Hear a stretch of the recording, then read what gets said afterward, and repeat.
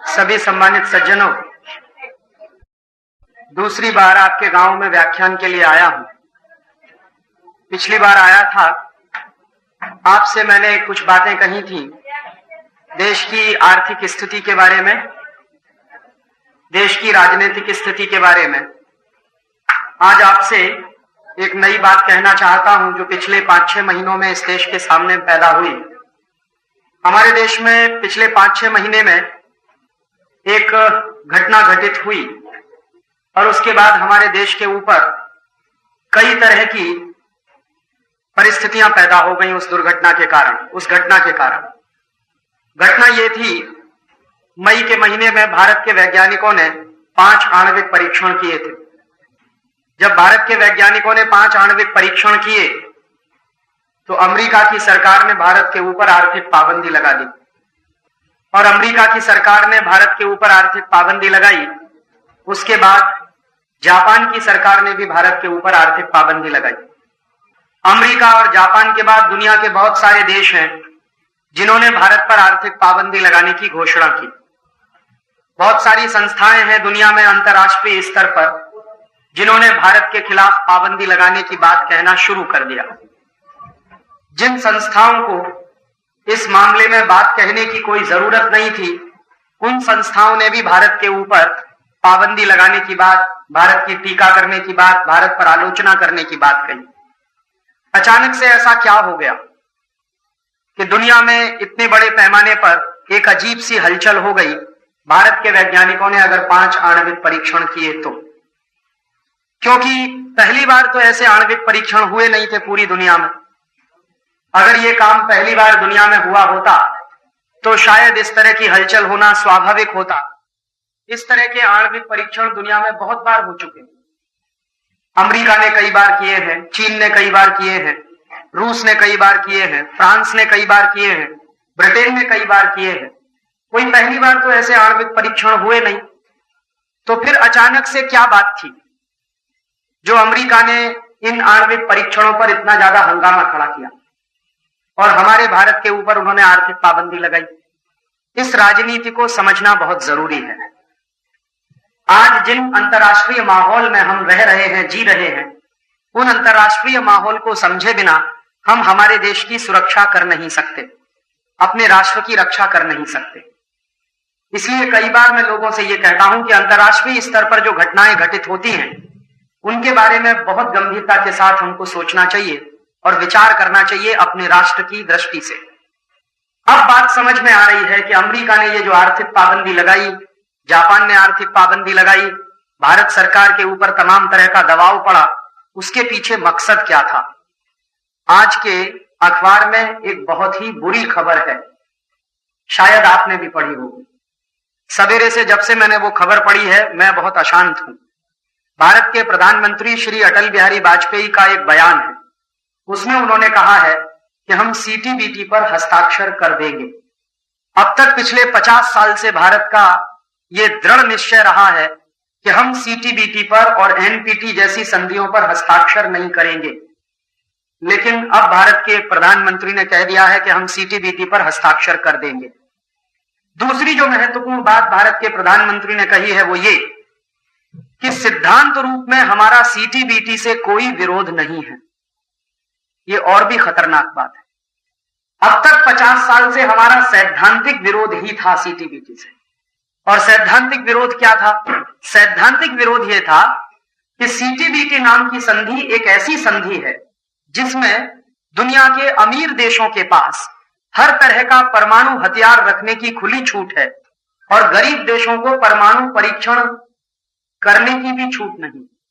माने हमारे जैसे गरीब देश हैं जो पूरी दुनिया में, वो अणु परीक्षण भी नहीं कर सकते, लेकिन अमेरिका, चीन और फिर फ्रांस, फिर ब्रिटेन और रूस जैसे जो देश हैं वो ना सिर्फ अणु परीक्षण कर सकते हैं बल्कि आणविक हथियार बना भी सकते हैं।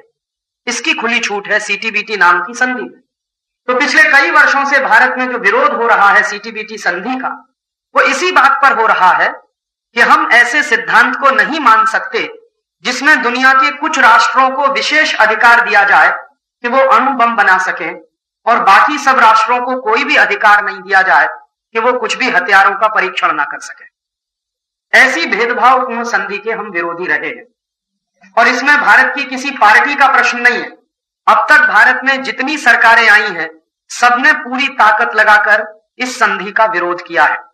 माननीय श्री अटल बिहारी वाजपेयी जब विपक्ष के नेता थे और श्री इंद्र कुमार गुजराल इस देश के प्रधानमंत्री थे, तो उनका पार्लियामेंट में भाषण था 1.5 घंटे का, जिसमें श्री अटल बिहारी वाजपेयी ने कहा था कि ये परमाणु भेदभाव की नीति हमको मंजूर नहीं है। और आज अचानक से सरकार ने इतनी बड़ी पलटी खाई है कि आज के अखबार में उन्होंने स्टेटमेंट कर दिया है कि हम हस्ताक्षर कर देंगे।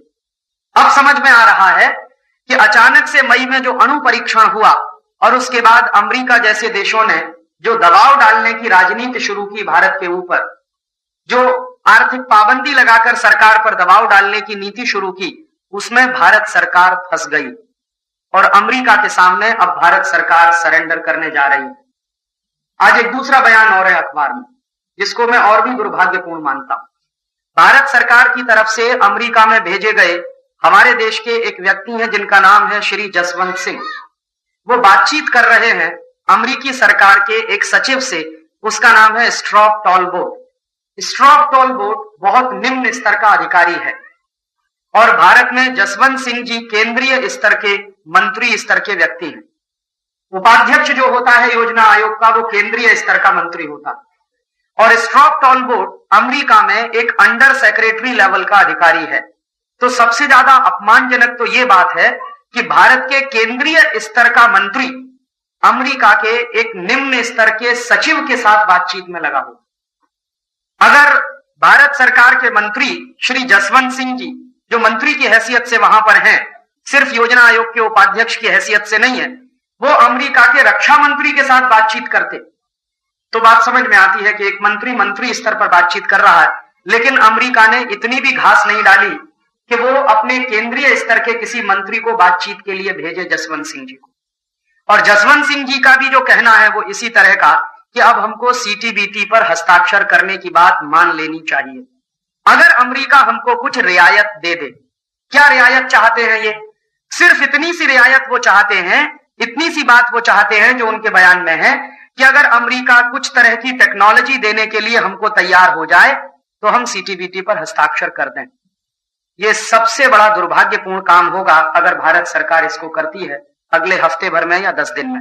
आज के बयान से ऐसा लगता है कि माननीय श्री अटल बिहारी वाजपेयी जी जब विदेश यात्रा से लौटेंगे, अभी यूनाइटेड नेशंस के जो जनरल असेंबली का सेशन है उसमें भाषण देने के लिए वो गए हैं, हो सकता है वहीं पर हस्ताक्षर कर दें या हो सकता है उसके 1-2 दिन आगे पीछे हस्ताक्षर करें। इस देश के लिए बहुत बड़ी राजनीतिक दुर्घटना होगी। माने मेरे अपने शब्दों में पिछले 50 साल में इस देश की सबसे बड़ी राजनीतिक दुर्घटना होगी।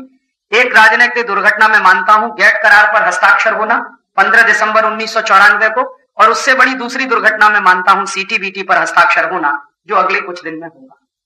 तो इस बात की गंभीरता का अध्ययन हम सबको करना होगा कि आखिरकार इनकी मजबूरी क्या है, ये कौन से दबाव में काम कर रहे हैं, भारत सरकार के ऊपर दबाव किस तरह के और बौखलाहट किस तरह की, और इसमें से बाहर निकलने के लिए हमको कोई रास्ता सुझाई देता है क्या, दिखाई देता है क्या। मेरा आपसे विनम्र निवेदन है कि आज से ही बहुत बड़ी संख्या में हिंदुस्तान के प्रधानमंत्री के पास हजारों लाखों पत्र पहुंचने चाहिए कि हम देश के लोग नहीं चाहते कि आप सीटीबीटी पर हस्ताक्षर करें। हमने आपको प्रधानमंत्री बनाया, लेकिन इस बात के लिए नहीं बनाया कि आप सीटीबीटी जैसी संधि पर हस्ताक्षर करें। कम से कम जब तक पार्लियामेंट इसके लिए आपको परमिशन नहीं देती, तब तक आप सीटीबीटी पर हस्ताक्षर नहीं कर सकते। हमारे यहां स्थिति शायद वैसी हो सकती है जैसे पाकिस्तान में। पाकिस्तान का प्रधानमंत्री नवाज शरीफ पूरी तरह से अमेरिकन दबाव में सरेंडर कर गया है, और नवाज शरीफ ने सिर्फ घोषणा ही नहीं की सीटीबीटी पर हस्ताक्षर करने की, बल्कि नवाज शरीफ ने तो अपनी पार्लियामेंट में सीटीबीटी पर हस्ताक्षर करने के लिए एक प्रस्ताव भी पारित करवाने की कोशिश की, जो दुर्भाग्य से पारित नहीं हुआ, क्योंकि पाकिस्तान की पार्लियामेंट में जितने एमपीज बैठे हैं वो सब इसके विरोधी हैं और वो प्रस्ताव पारित नहीं हुआ। लेकिन पाकिस्तान का प्रधानमंत्री चाहता है कि सीटीबीटी पर हस्ताक्षर करना चाहिए। यही स्थिति भारत में भी हो सकती है। हो सकता है भारत के प्रधानमंत्री चाहते हो कि सीटीबीटी पर हस्ताक्षर करना चाहिए, लेकिन हमारी पार्लियामेंट में अगर यह प्रस्ताव आए तो मैं 100% विश्वास से कह सकता हूं कि इस पर वोट नहीं पड़ेगा समर्थन में। हो सकता है भारतीय जनता पार्टी के बहुत सारे सांसद इसके विरोध में वोट डालें। जरूरी नहीं है कि प्रधानमंत्री का यह प्रस्ताव पर पार्लियामेंट से पारित हो जाए। इसलिए मुझे लगता है कि अभी से भारत के प्रधानमंत्री पर दबाव बनाने की रणनीति हमको करनी होगी, और आप लोग अपनी व्यक्तिगत हैसियत से, आप अपने संगठन की हैसियत से, इस गांव के दूसरी संस्थाओं की हैसियत से 1000, 2000, 5000, 10,000 जितनी चिट्ठियां भिजवा सकें प्रधानमंत्री के हाउस में, प्रधानमंत्री के कार्यालय में, या यहां से टेलीग्राम जा सके, ताकि सरकार पर इस बात का दबाव बनना चाहिए कि भारत के लोग इसके समर्थन में नहीं हैं, और उनको ये बात का अंदाजा लग जाना चाहिए कि अगर हमने ये गलती की तो इसका भुगतान इस देश के लोग हमको करके दे देंगे। माने इस देश के लोगों को यह भी सिद्ध करना होगा कि वो राष्ट्र के साथ हैं या सरकार के साथ है। ये ऐसी संकट की घड़ी है इस समय देश के साथ। अब हमको या तो राष्ट्र को चुनना है या सरकार को चुनना है। मेरा मानना यह है कि सरकारें कुछ नहीं है राष्ट्र के साथ। सरकारें आती हैं, सरकारें जाती हैं।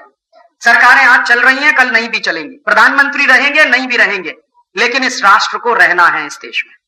इसलिए राष्ट्र की कीमत पर कोई भी समझौता हो नहीं सकता, और राष्ट्र की राजनीतिक संप्रभुता पर कोई समझौता नहीं हो सकता। और कम से कम सीटीबीटी एक ऐसी संधि है जिस पर राष्ट्र की राजनीतिक संप्रभुता खतरे में टिकी हुई। इसमें 2-3 बातें बहुत ही भेदभावपूर्ण हैं। एक तो मैंने आपसे बताया था कि सबसे पहली बात जो भेदभाव की है इस सीटीबीटी संधि में वो ये कि भारत जैसे राष्ट्र पर अणु परीक्षण करने पर पूरी पाबंदी लग जाएगी, और अणु परीक्षण करने पर पाबंदी लग जाएगी तो आणविक हथियार बनाने पर पूरी पाबंदी लग जाएगी। और आप जानते हैं हमारे पड़ोसियों के पास आणविक हथियार है। हमने सिर्फ अणु परीक्षण किया था 11 और 13 मई को, अणु बम अभी तक नहीं बनाया। वैज्ञानिकों का ऐसा मानना है कि अगर सरकार परमिशन दे तो शायद 400-500 अणु बम हमारे वैज्ञानिक अगले 5-7 वर्षों में, 10 वर्षों में बना सकते हैं, लेकिन बनाया अभी तक एक भी नहीं। जबकि हमारे पड़ोस में चीन है जिसके पास 46 अणु बम है। हमारा पड़ोसी रूस है जिसके पास 715 अणु बम है। हमारे यहां नजदीक है, बहुत नजदीक तो नहीं है, लेकिन ब्रिटेन है, उसके पास 180 परमाणु बम है। अमेरिका के पास 20,000 अणु बम है। फ्रांस के पास 1,500 से ज्यादा अणु बम है इस समय। तो इन सब देशों के पास हजारों की संख्या में अणु बम है, और इनमें से किसी भी देश ने अभी तक यह घोषणा नहीं की है कि हम हमारे अणु बम को नाश करेंगे। ना अमेरिका चाहता है अपने अणु बम का सत्यानाश करना, ना फ्रांस चाहता है, ना चीन चाहता है, ना ब्रिटेन चाहता है, ना रूस चाहता है। इनमें से किसी भी देश ने अभी तक यह घोषणा नहीं की है कि हम हमारे पारमाणविक हथियारों को समुद्र में उठाकर फेंक देंगे। वैसी स्थिति में भारत अगर यह संधि करता है तो भविष्य में किसी खतरे में हम फंस सकते हैं। और आप जानते हैं इस समय चीन की दोस्ती पाकिस्तान से बहुत अच्छी है। अमेरिका की दोस्ती भी पिछले 50 साल से बहुत अच्छी है पाकिस्तान से। तो अमेरिका की दोस्ती और चीन की दोस्ती जो पाकिस्तान से बहुत अच्छी है, चीन और अमेरिका जब भी चाहेंगे पाकिस्तान को आणविक हथियार उपलब्ध कराएंगे। क्योंकि जब जब हमारा पाकिस्तान से झगड़ा हुआ है, अमेरिका पाकिस्तान के समर्थन में खड़ा था। 1972 में जब बांग्लादेश का युद्ध हुआ था और हमारे देश की सेनाओं ने बांग्लादेश बनाने का अभिक्रम किया था। क्यों किया था? क्योंकि बंगाल में समस्या पैदा हो गई थी। बांग्लादेशी शरणार्थी भाग भाग कर बंगाल में आ रहे थे। 1 करोड़ से ज्यादा लोग बंगाल में आ चुके थे। पूरी अर्थव्यवस्था चौपट होना शुरू हो गई थी। तो बंगाल के मुख्यमंत्री के निवेदन पर और इस देश के तमाम दूसरे बड़े नेताओं के निवेदन पर श्रीमती इंदिरा गांधी ने उसमें हस्तक्षेप किया था और बांग्लादेश को बनवाया था, ताकि हमारी समस्या टल जाए।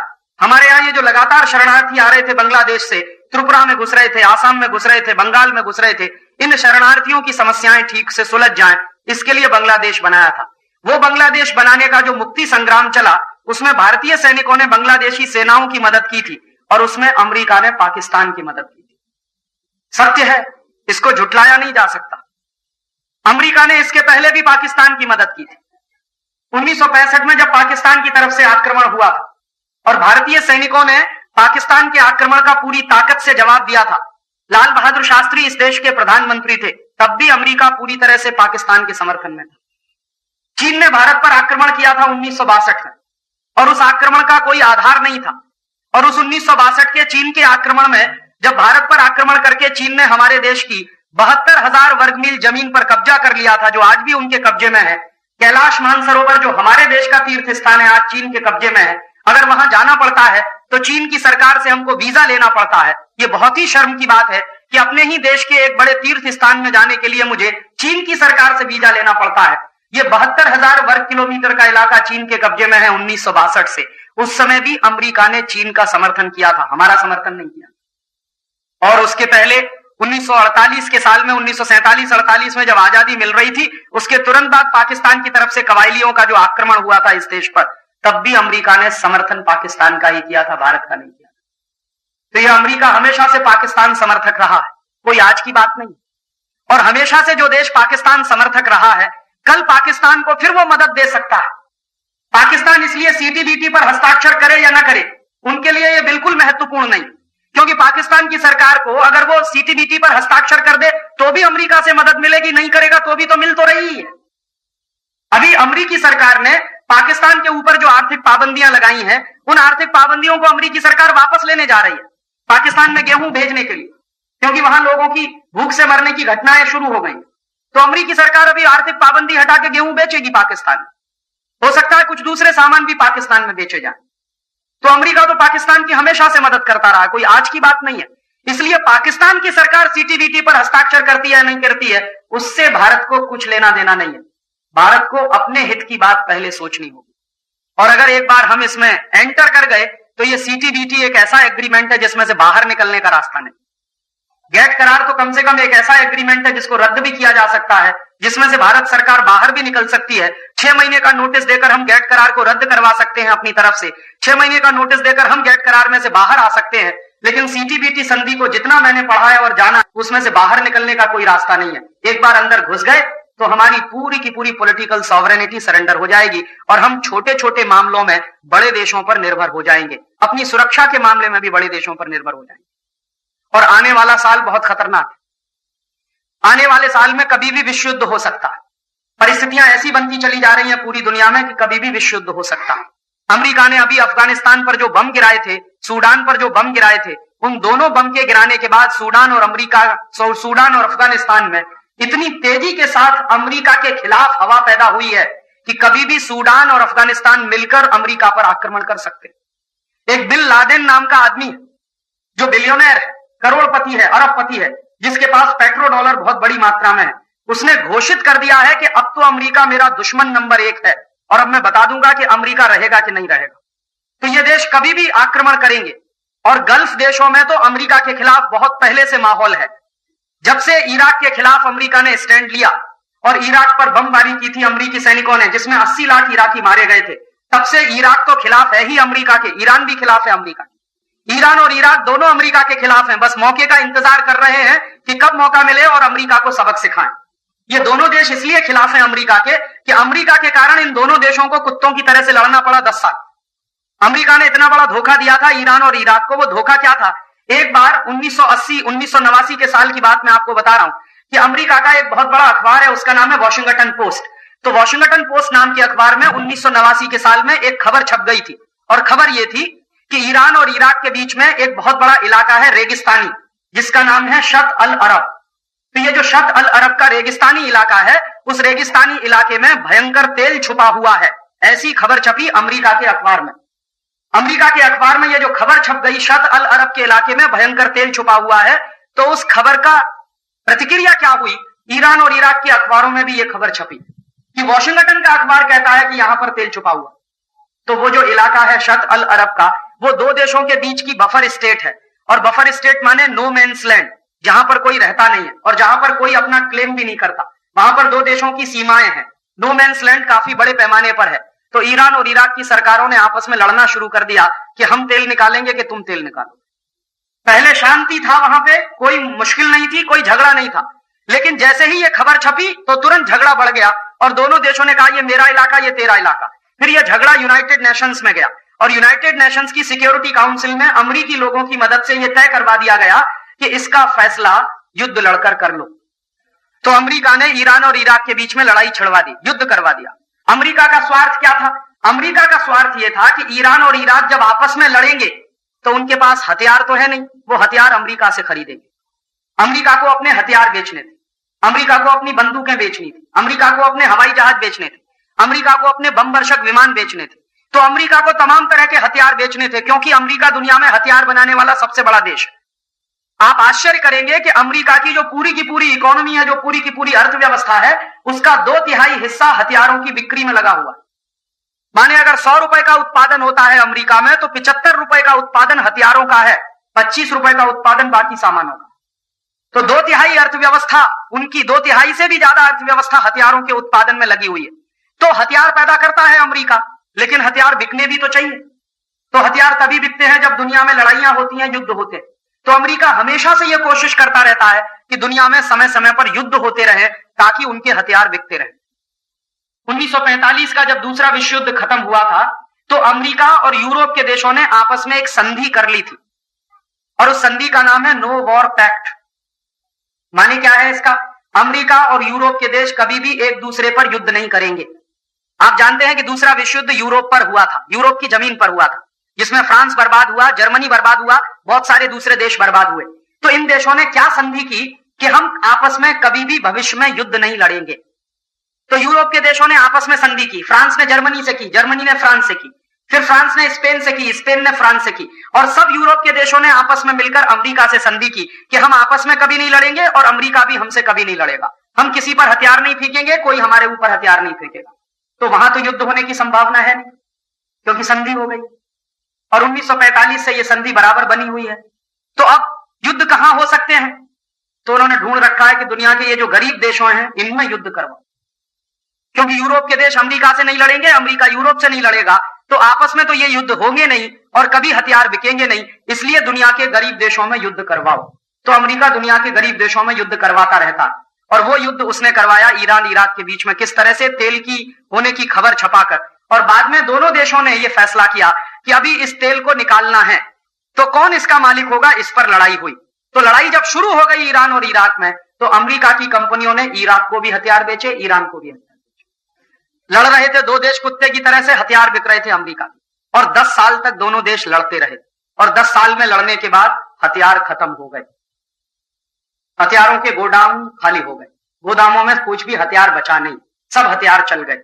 तो अमेरिका ने फिर क्या कहा इन दोनों देशों से कि भाई अभी शांति कर लो, क्योंकि हथियार खत्म हो गए, अब शांति कर लो। तो इन दोनों देशों को शांति के लिए एक बैठक बुलाई गई न्यूयॉर्क में। उस बैठक में चौधरी अमेरिका बन गया और दोनों देशों के प्रधानमंत्री और राष्ट्रपति को सामने बिठाकर बोला कि अभी भाई लड़ते क्यों, आपको तेल ही चाहिए ना, तो शत अल अरब में जितना तेल निकलेगा उसका आधा ईरान ले लेगा, आधा इराक ले लेगा। आप देखिए अमेरिका कितना बेईमान और बदमाश देश है। यही बात पहले भी हो सकती थी, युद्ध होने के पहले, कि जितना तेल निकलेगा आधा तुम ले लो, आधा तुम ले लो, लेकिन नहीं होने दिया। पहले युद्ध करवाया, 10 साल तक युद्ध चलवाया, उसके बाद हथियार बिकवाए। जब हथियार खत्म हो गए तब शांति की बात की, और उसके बाद हो गया फैसला। फैसला यह हो गया कि ठीक है, जितना तेल निकलेगा उसमें से आधा इराक लेगा, आधा ईरान लेगा। फिर परेशानी इस पर आई कि तेल निकालेगा कौन? तो अमेरिका ने कहा कि ठेका मुझको दे दो, मैं निकालता हूं तेल। और एक अमेरिकी कंपनी है, उसका नाम है एक्सॉन, उसको ठेका मिल गया। अभी आप देखिए अमेरिका ने किस तरह से माने इन सबको मिसलीड किया, दोनों देशों को, कि लड़वा दिया, हथियार बेचे, फिर तेल निकालने का ठेका भी खुद ले लिया। अभी एक्सॉन कंपनी ने तेल निकालने का काम शुरू किया, तो एग्रीमेंट ये कर लिया पहले ही कि हमको एडवांस में पैसा चाहिए तेल निकालने के लिए। तो दोनों देशों के पास पैसा नहीं था, तो उन्होंने विश्व बैंक से कर्जा लेकर पैसा दे दिया उस कंपनी, और उस कंपनी ने तेल निकालने का धंधा चालू किया। 1 साल हो गया, 1.5 साल हो गया, 2 साल हो गया। 2 साल के बाद कंपनी ने कह दिया कि इस पूरे इलाके में कहीं भी तेल ही नहीं है। अब तब दोनों देश के राष्ट्रपति और प्रधानमंत्रियों ने अपने अपने सिर पे हाथ पीटा और कहा कि कहां हम फंस गए, इस अमेरिका जैसे नालायक देश की चक्कर में फंसकर पूरा बर्बाद कर लिया। और उस 10 साल के युद्ध में ईरान चौपट हो गया, इराक बर्बाद हो गया, लाखों लोग ईरान के मरे, लाखों लोग इराक के मरे। और उस बर्बादी के बाद ऐसी बर्बादी आई है कि अभी तक वो संभल नहीं पाए। ऐसे अमेरिका तमाशा करता रहता है। तो ईरान भी अमेरिका के खिलाफ है, इराक भी अमेरिका के खिलाफ। और अभी जब गल्फ वॉर हुआ था दोबारा से 1990 में, जब इराक के ऊपर आक्रमण किया था अमेरिका ने और 28 देशों ने मिलकर, 80 लाख इराकी उसमें मारे गए थे। अमेरिका ने इराक के स्कूलों पर बम गिराए थे, अमेरिका ने इराक के हॉस्पिटल्स पे बम गिराए थे, अमेरिका ने इराक के मस्जिदों पर बम गिराए थे, जबकि ये तीनों ही स्थानों पर बम नहीं गिराए जाते। जब भी युद्ध होता है तो अंतर्राष्ट्रीय कानून है कि स्कूलों पे बम नहीं गिराया जाएगा, हॉस्पिटल्स पे बम नहीं गिराए जाएंगे और धार्मिक स्थानों पर बम नहीं गिराएंगे। लेकिन अमेरिकी सैनिकों ने गिराए और 80 लाख इराकी मर गए। तब से इराक में भयंकर अमेरिका का विरोध है और इराकी राष्ट्रपति भी बहुत अमेरिका विरोधी। तो अभी हालात ऐसे बन रहे हैं कि ये सब के सब गल्फ देश शायद एक ना हो जाएं अगले साल तक, और अगर ये एक हुए तो हो सकता है ये जमकर आक्रमण करेंगे और तब कोई विश्व युद्ध हो सकता है। और ऐसी स्थिति में अपने देश की सुरक्षा का सवाल आएगा और तब हमको अफसोस होगा इस बात पर कि क्यों हमने सीटीबीटी पर साइन किया।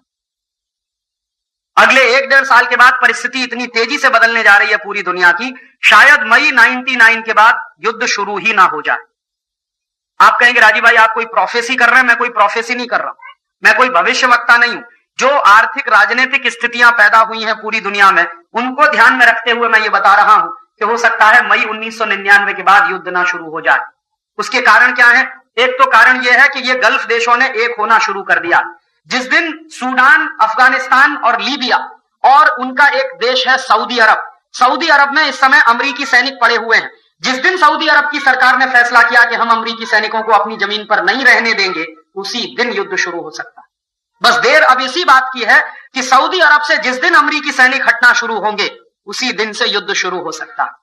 और वैसी युद्ध की परिस्थिति में अपने देश की सुरक्षा का सवाल सबसे महत्वपूर्ण होगा और तब शायद हमको अफसोस होगा कि सीटीबीटी पर हस्ताक्षर क्यों किया गया। और इस युद्ध के एक दूसरे कारण और हैं कि एक तो ये गल्फ देशों में एकता हो रही है, दूसरी तरफ जनवरी 1999 के बाद यूरो डॉलर नाम की एक करेंसी आ रही है अंतरराष्ट्रीय बाजार में।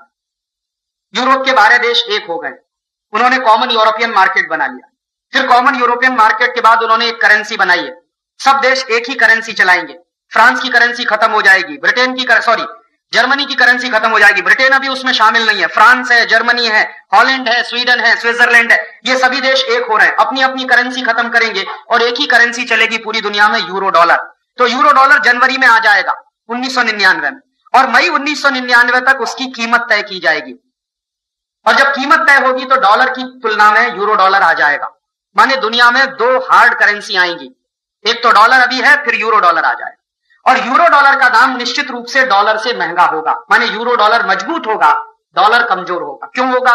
पिछले 50 साल में डॉलर के दाम में 800% गिरावट आई है डॉलर के दाम में। और ये 800% जो गिरावट आई है, माने मुद्रा की परचेजिंग कैपेसिटी 800% कम हुई है डॉलर, इसलिए डॉलर को उन्होंने मेंटेन करके रखा। और अभी इस समय चूंकि डॉलर की तुलना में कोई दूसरी बड़ी करेंसी दिखाई नहीं देती सारी दुनिया में, और अमेरिका ही एक चौधरी दिखाई देता है पूरी दुनिया में, जनवरी 1999 में तो यूरो डॉलर आ जाएगा। तो यूरो डॉलर मजबूत होगा, डॉलर कमजोर होगा और डॉलर की कीमत गिरना शुरू होगी, यूरो डॉलर तेजी से आगे बढ़ेगा। यूरो डॉलर इसलिए भी मजबूत होगा क्योंकि नई नई करेंसी जब शुरू होती है दुनिया में, तो उस नई करेंसी की कीमत सबसे ज्यादा होती है। जब भी नई करेंसी शुरू होती है तो यूरो डॉलर मजबूत होगा, डॉलर कमजोर होगा, तो अमेरिका का फिर संकट बढ़ेगा और हो सकता है अमेरिकन इकोनॉमी कोलैप्स कर जाए। और वो संकट कैसा होगा? जैसे ही डॉलर की कीमत गिरना शुरू होगी, अमेरिकन स्टॉक मार्केट गिरेगा, और अमेरिकन स्टॉक मार्केट अगर गिरना शुरू हुआ तो अमेरिकन कंपनियां दिवालिया होंगी जिन्होंने स्टॉक मार्केट में पैसा इन्वेस्ट कर रखा है, और अमेरिकन कंपनियां दिवालिया होंगी, बैंकरप्ट होंगी, उसके साथ साथ अमेरिका की बैंकें भी बैंकरप्ट होंगी, अमेरिका की बैंकें भी दिवालिया होंगी, क्योंकि अमेरिकी बैंकों का काफी पैसा स्टॉक मार्केट में लगा हुआ है। तो एक साथ बहुत सारी अमेरिकी बैंकें और अमेरिकी कंपनियां बैंकरप्ट हो जाएंगी, इंसॉल्वेंट हो जाएंगी, भिखारी हो जाएंगी। और ऐसी स्थिति में अमेरिका और बौखलाएगा और इधर ये गल्फ देशों में एकता होना शुरू हो जाएगी और तब ये मिलकर कहीं अटैक कर सकते हैं। और हो सकता है कि युद्ध शुरू हो इसी गल्फ में कहीं किसी स्थान से, हो सकता है इजराइल युद्ध भूमि बने। आपकी बात, पिछली बार फ्रांस बना था युद्ध भूमि सेकेंड वर्ल्ड वॉर में, थर्ड वर्ल्ड वॉर में हो सकता है इजराइल युद्ध भूमि बने और हो सकता है लाखों लाखों लोग उसमें मारे जाएं। और वैसी परिस्थिति में हमको हमारे देश की सुरक्षा के बारे में सोचना होगा, इस दृष्टि से विचार करना। और इसलिए मुझे लगता है कि यह सीटीबीटी पर हस्ताक्षर करना देश की सुरक्षा के साथ खिलवाड़ करना है। सीटीबीटी जैसी संधि पर हस्ताक्षर करना भारत की राजनीतिक संप्रभुता को गिरवी रखना है और यह काम नहीं होना चाहिए। और अगर यह हुआ तो इस देश का बहुत बड़ा दुर्भाग्य होगा। इसको मैं गैट करार से भी बड़ा दुर्भाग्य मानता हूं। और इनके दबावों की हमको समीक्षा भी कर लेनी चाहिए कि किस तरह के दबाव में इस समय हम फंस गए हैं। आप सोचिए, जरा से दबाव आए हैं, उसी में सरकारों ने सरेंडर कर दिया है। इससे ज्यादा दबाव अगर आ गए तो फिर क्या होगा? और अब मुझे दिखाई दे रहा है कि किस तरह से भारत के राजाओं ने अंग्रेजों के सामने सरेंडर किया होगा, ऐसे ही हुआ होगा। आज के राजा जिस तरह से सरेंडर कर रहे हैं अमेरिका के सामने, ऐसे ही भारत के पुराने जमाने के राजाओं ने सरेंडर किया होगा अंग्रेजों के सामने। तो शायद अपना इतिहास फिर दोहरा रहा है अपने आप। और मुझे ऐसा लगता है दुनिया के बहुत सारे बड़े बड़े अर्थशास्त्री एक गंभीर बात कहते रहे और वो बात सच होते हुए दिखाई दे रही है कि जिस देश की जनता सो जाती है और जिस देश में प्रबुद्ध वर्ग सिर्फ अपने स्वार्थ में डूब जाता है, उस देश का इतिहास बार बार अपने आप को दोहराता है। तो शायद भारत का इतिहास अपने आप को दोहराने की स्थिति में है। ऐसी परिस्थिति में हमको गंभीरता से सोचना चाहिए। और हमारे देश की स्थिति तो बहुत ही दयनीय है इस दृष्टि से कि हमारे ऊपर पिछले 1000 साल में बहुत आक्रमण हुए। आजादी के बाद तो मैंने बताया 4 आक्रमण हुए, 3 तो प्रत्यक्ष रूप से हुए, 1 परोक्ष रूप से हुआ। 1972 का आक्रमण परोक्ष आक्रमण था, लेकिन 1965 का आक्रमण भारत के ऊपर सीधा आक्रमण था। 1962 का आक्रमण भारत के ऊपर सीधा आक्रमण था। 1947-48 का आक्रमण, फिर 1949 का आक्रमण भारत के ऊपर सीधा आक्रमण था। तो आजादी के बाद 4 आक्रमण हुए और आजादी के पहले 1000 से ज्यादा आक्रमण हमारे देश पर हुए। पिछले 1,500-2,000 साल के इतिहास में हमारे देश के ऊपर 1000 से ज्यादा आक्रमण हो चुके। 3री शताब्दी ईसा पूर्व में सिकंदर का आक्रमण हुआ था, जिसको मैं पहला आक्रमण मानता हूं, परदेशी आक्रमण। और 3री शताब्दी ईसा पूर्व से लेकर 7वीं शताब्दी तक जब मोहम्मद बिन कासिम ने आक्रमण किया, लगातार कुछ ना कुछ परदेशी आक्रमण होते ही रहे। और 7वीं शताब्दी से लेकर 10वीं शताब्दी तक मोहम्मद बिन कासिम के बाद फिर महमूद गजनवी के जो आक्रमण हुए इस देश के ऊपर, और 10वीं शताब्दी से लेकर 14वीं शताब्दी तक तो आक्रमणों की लाइन लग गई थी। भयंकर परदेशी आक्रमण इस देश पर हुए हैं 10वीं शताब्दी से लेकर 14वीं शताब्दी के बीच। और 14वीं शताब्दी के बाद 15वीं और 16वीं शताब्दी के शुरुआत में तो 2 तरफ से एक साथ आक्रमण हुए। एक तो मुस्लिम आक्रांता हमारे देश पर चढ़े, दूसरी तरफ से पुर्तगाली घुसे हमारे देश में। वास्को डी गामा आया, वो आक्रमण ही करने के लिए आया था, भारत की खोज करने नहीं आया था। ये बहुत गलत बात है जो भारत के इतिहास में पढ़ाई जाती है कि वास्को डी गामा भारत की खोज करने के लिए आया। वो भारत की खोज कर कैसे सकता? भारत तो वास्को डी गामा के 5000 साल पहले से है दुनिया में। तो जो देश 5000 साल पहले से दुनिया में उपस्थित है, उसकी खोज कैसे कर सकता है कोई? खोज तो उस बात की जाती है जो पहले नहीं हो कोई वस्तु। तो ये बहुत गलत बात भारत के इतिहास में पढ़ाते हैं कि वास्को डी गामा खोज करने आया था, लूटने आया था, आक्रमण करने आया था। और वास्को डी गामा ने आक्रमण किया था, उसके बाद पुर्तगाली आक्रमण इस देश के ऊपर हुए थे। और उन आक्रमणों का नतीजा क्या निकला था? हमारे देश का गोवा 450 साल तक पुर्तगालियों का गुलाम हो गया था। हिंदुस्तान का मालाबार का इलाका सैकड़ों साल तक पुर्तगालियों के कब्जे में चला गया था। और उसके बाद फिर फ्रांसीसी आक्रमण हुए, डच आक्रमण हुए, अंग्रेजों के आक्रमण हुए। और उसके बाद 1947 में जब हमने आजादी पाई, तब तक 1000 से ज्यादा आक्रमण हम झेल चुके थे। और आजादी के पहले हुए, आजादी के बाद भी हुए। और बार बार एक ही गलती हमने दोहराई है कि बाहर से आक्रमण हुए, उसमें नुकसान उठाया, फिर बात कहना शुरू किया कि हमको ऐसा करना चाहिए था, हमको वैसा करना चाहिए था, हमको ऐसे नहीं करना चाहिए था, हमको वैसे नहीं करना चाहिए। नुकसान उठाने के बाद फिर विश्लेषण करते हैं। पहले नुकसान उठा लेते हैं, फिर विश्लेषण करते हैं। नुकसान उठाने के पहले विश्लेषण अगर करते तो शायद देश का कुछ भला हो जाता। और आज भी वही स्थिति आएगी कि अभी सीटीबीटी पे हस्ताक्षर कर देंगे, अगले साल जब नुकसान हो जाएगा तब विश्लेषण किया जाएगा कि वो सही था या गलत था। जब होने के पहले विश्लेषण नहीं करेगा कोई। और ये हमारे लिए सबसे गंभीर बात है कि आजादी के पहले जिस देश के ऊपर 1000 से ज्यादा आक्रमण हुए हों, आजादी के बाद पिछले 4 साल में 4 परदेशी आक्रमण हो गए हों और हर बार हमको नुकसान उठाना पड़ा हो, कल को फिर कोई परदेशी आक्रमण हुआ तब क्या करेंगे? कोई गारंटी दे सकता है इस बात की कि भारत पर आगे साल कोई आक्रमण नहीं होगा? जो हालत इस समय चीन की है, जो हालत इस समय पाकिस्तान की है, और अब तो रूस ने अमेरिका के साथ ये बातचीत करना शुरू कर दिया है। अमेरिकी सरकार अभी रूस की सरकार को एक सुझाव दे रही है और वो सुझाव ये है कि रूस की भारत के साथ जो रक्षा संधि है उसको तोड़वा दिया जाए। इसका मतलब क्या है? रूस की सरकार और भारत की सरकार ने एक दूसरे पर आक्रमण नहीं करने के लिए एक संधि की हुई है जिसका नाम है रक्षा संधि। उसका मतलब यह है कि रूस कभी भारत पर आक्रमण नहीं करेगा, भारत कभी रूस पर आक्रमण नहीं करेगा। लेकिन अब अमेरिकी सरकार कह रही है रूस को कि आप अपनी सुरक्षा संधि तोड़ो भारत से। इसका मतलब रूस भी भारत पर आक्रमण कर सकता, या रूस की जमीन इस्तेमाल की जा सकती है भारत पर आक्रमण करने के लिए, अमेरिका उस जमीन का इस्तेमाल कर सकता। तो ऐसी परिस्थिति में हम कैसे गारंटी से कह सकते हैं कि हमारे ऊपर कोई परदेशी आक्रमण नहीं होगा? हम कैसे खुशफहमी में रह सकते? और सबसे बड़ा दुर्भाग्य जो मुझे इस देश का लगता है वो ये कि आजादी के बाद पिछले 50 साल में हम हमारे देश के लिए कोई राष्ट्रीय सुरक्षा की नीति नहीं बना पाए। पिछले आजादी के पहले जब हम गुलाम थे अंग्रेजों के, या उसके पहले भी जो परदेशी आक्रमण हुए हमारे देश के ऊपर, 1000 साल लगातार हमारा समाज झेलता रहा परदेशी आक्रमणों को। लेकिन इस देश में उन 1000 साल के परदेशी आक्रमणों के बाद भी कोई सबक नहीं सीखा इस देश की सरकारों ने, और कोई ऐसी ठोस योजना नहीं बना पाई आज तक कि कल को फिर परदेशी आक्रमण हो जाए तो देश की क्या स्थिति हो, कैसे झेलेंगे हम उसको। क्योंकि 1949 में जो हुआ था तमाशा, 1947-48 में जब भारत विभाजन हुआ, पाकिस्तान बना, तुरंत पाकिस्तान की तरफ से जो आक्रमण हुआ तो पाकिस्तानी कबायलियों ने लगातार कश्मीर को घेरना शुरू किया, और कश्मीर को घेरते गए, पूरा कश्मीर उनके कंट्रोल में चला गया। फिर जम्मू की तरफ बढ़े, जम्मू से मुश्किल से 13 किलोमीटर दूर रह गई थी पाकिस्तानी सेना, तब भारतीय सैनिकों ने पाकिस्तानी सेनाओं का जवाब दिया था। तब तक क्या कर रहे थे? राजा हरि सिंह से बातचीत चल रही थी। राजा हरि सिंह तैयार नहीं था कश्मीर को भारत में विलय कराने के लिए, और भारत सरकार कहती थी कि जब तक तुम नहीं करोगे तब तक हम तुम्हारी मदद नहीं करेंगे। उस समय अगर राजा हरि सिंह को एक बाजू में रखकर पाकिस्तानी सैनिकों को भगा दिया जाता तो आज ये जो पाक ऑक्युपाइड कश्मीर की समस्या है, ये हमारे गले की समस्या नहीं बनती। हमारे ही देश का इलाका है जिसको हम पाक अधिकृत कश्मीर कहते हैं, हमारे ही देश के हैं 3 डिवीजन पूरे के पूरे जो पाकिस्तान के कब्जे में है भारत का इलाका पाकिस्तान के कब्जे में है। ये इसी कारण से हुआ कि लगातार देरी की गई और पाकिस्तानी सेनाओं ने एक बड़े इलाके पर कंट्रोल कर लिया। उसके बाद भारतीय सैनिकों ने जब पाकिस्तानी सैनिकों को पीछे खदेड़ा तो ज्यादा दूर तक खदेड़ नहीं पाए, तुरंत समझौता हो गया। और समझौता क्या हुआ? जहां पर भारतीय सैनिक हैं वो जमीन भारत की, जहां पर पाकिस्तानी सैनिक हैं वो जमीन पाकिस्तान की। ऐसे बेवकूफी के समझौते करते रहे हमारे नेता। तो उसमें नतीजा क्या निकला कि हमारे देश के 3 डिवीजन पाकिस्तान के कब्जे में चले गए, जो आज भी हमारे लिए सिरदर्द पैदा किए हुए। और ये कश्मीर की समस्या वहीं से पैदा हुई।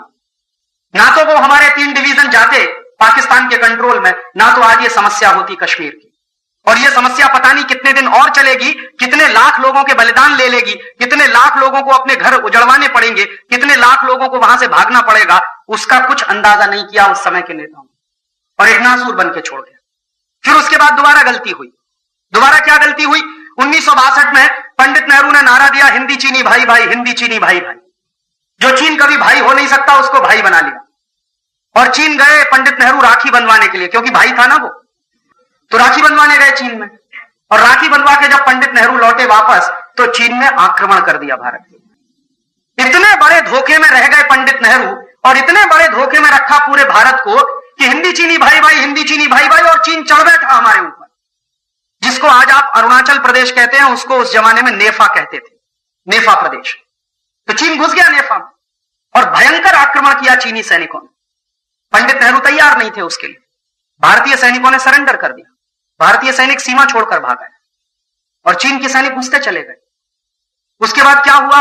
अरुणाचल प्रदेश की बहनों के साथ चीन के सैनिकों ने जिस तरह से बलात्कार किए, जिस तरह से उनकी हत्याएं की, तो अरुणाचल के नौजवानों का खून खौलने लगा। लेकिन उनके पास कोई विकल्प नहीं था, भारतीय सैनिक मदद के लिए थे नहीं, क्योंकि भारतीय सैनिकों को वहां से भगा दिया गया था, वापस बुला लिया गया था। तो अरुणाचल प्रदेश के भाइयों ने लाठी से, डंडे से, जो भी उनसे बन पड़ा, चीनी सैनिकों का मुकाबला किया और उसमें हजारों सैनिक मारे गए, अरुणाचल प्रदेश के बेकसूर नौजवान। उसका दर्द आज भी उनके दिल में है।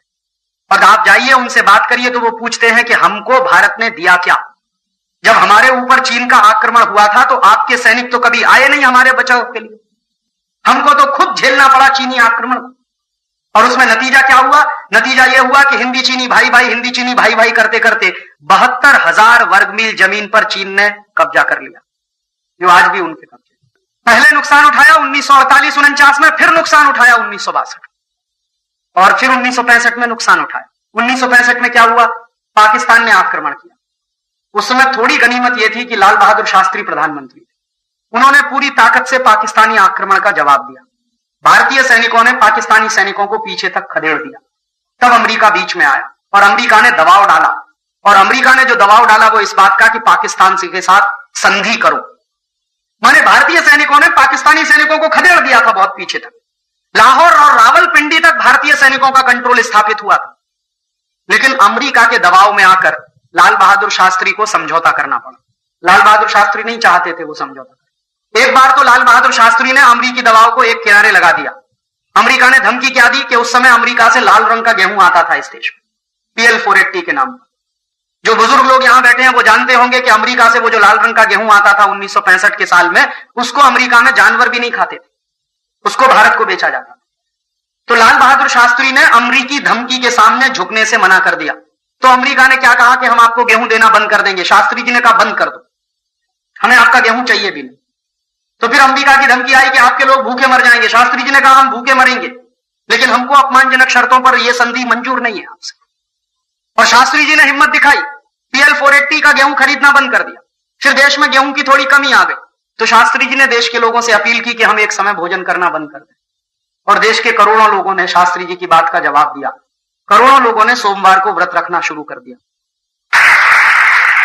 इस घटना से सिद्ध क्या होता है, इस देश का कोई भी नेता जनता से जब भी कोई कुर्बानी मांगता है तो जनता कभी पीछे नहीं हटती। सवाल नेताओं की इंटीग्रिटी का है। जनता इस देश में बहुत मजबूत है, जनता कभी सरेंडर नहीं करती। जनता ने भूखा रहना मंजूर किया, लेकिन शास्त्री जी पर इस बात का किसी आदमी ने दबाव नहीं डाला कि आप अमेरिका से गेहूं खरीदिए, हम भूखे नहीं रहेंगे। लोगों ने कहा हम भूखे रहेंगे, सम्मान के साथ हमको भूखा रहना मंजूर है, बजाय इसके कि हम अमेरिका से गेहूं खरीदें और अपमानजनक शर्तों पर उसको हम खाएं। लेकिन दूसरी बार शास्त्री जी दबाव में आए और फिर भारत के ही अंदर के नेता अमेरिका समर्थन के हो गए और भारत के नेताओं ने फिर शास्त्री जी को कहना शुरू किया कि पाकिस्तान से समझौता करना चाहिए और पाकिस्तान से समझौता करना पड़े। तो शास्त्री जी बहुत ही बुझे मन से, दबे हुए मन से गए ताशकंद समझौता करने के लिए, और ऐसा समझौता हुआ कि वो वापस नहीं लौटे। समझौते में क्या हुआ कि जो जमीन भारतीय सैनिकों ने जीती थी वो सारी की सारी जमीन समझौते में हार दी और शास्त्री जी भी उस समझौते में चले गए। शास्त्री जी की डेड बॉडी लौटी थी ताशकंद से, शास्त्री जी नहीं लौटे। हमने इतनी बड़ी गलती की 1965 में कि एक तो देश का प्रधानमंत्री खोया और दूसरा देश की जमीन खोई जो जीती थी पाकिस्तान से, और एक ऐसा प्रधानमंत्री खोया जिसके बारे में मैं कह सकता हूं ना भूतो ना भविष्यति, न कभी हुआ न कभी होगा।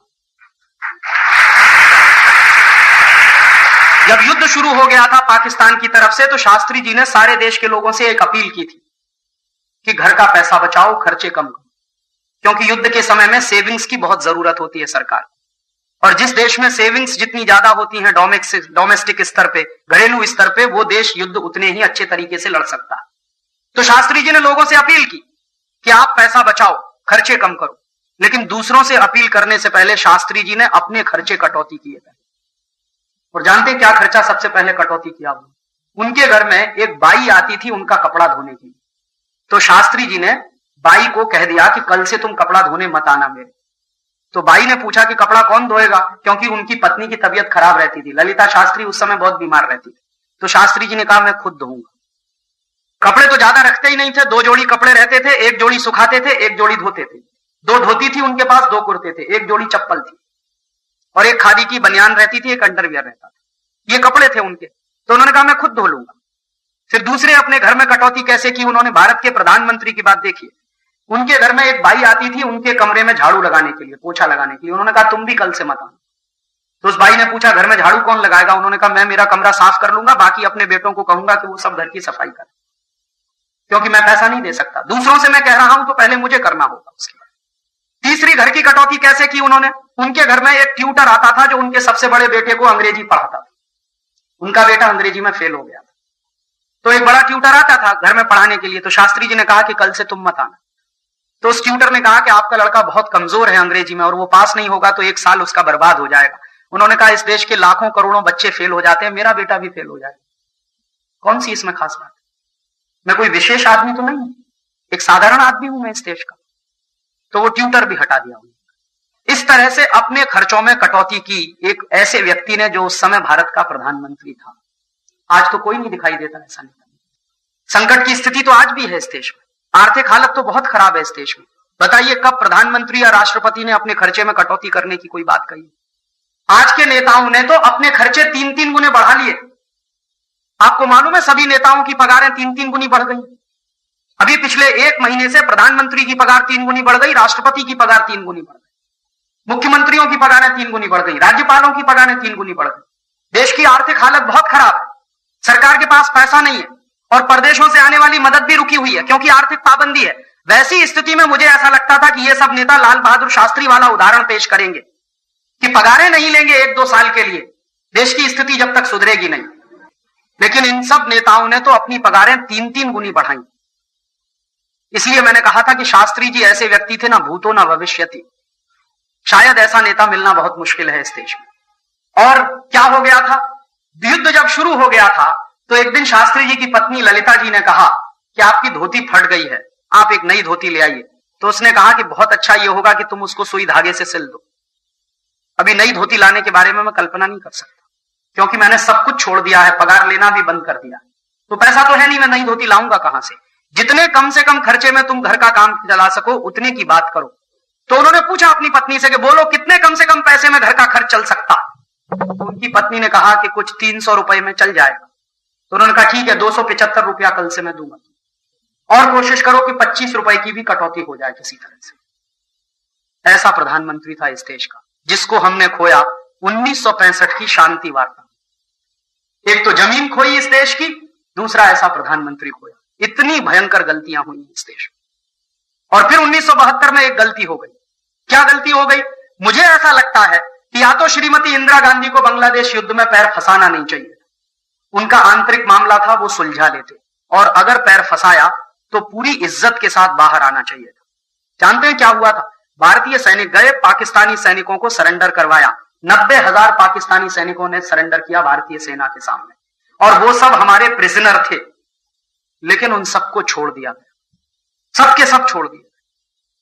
और उन्हीं में से बहुत सारे सैनिक हैं जो आज आईएसआई के एजेंट बनकर हमारे देश की नाक में दम किए हुए। इतनी भयंकर गलती हुई थी 1972। तो ये गलतियां हर बार होती रही हैं इस देश में, और इसलिए मैंने थोड़ी देर पहले आपसे कहा कि कल कहीं फिर से कोई परदेशी आक्रमण हुआ इस देश के ऊपर, तो हमारी अपनी सुरक्षा व्यवस्था क्या है, हमारी सुरक्षा की नीति क्या है।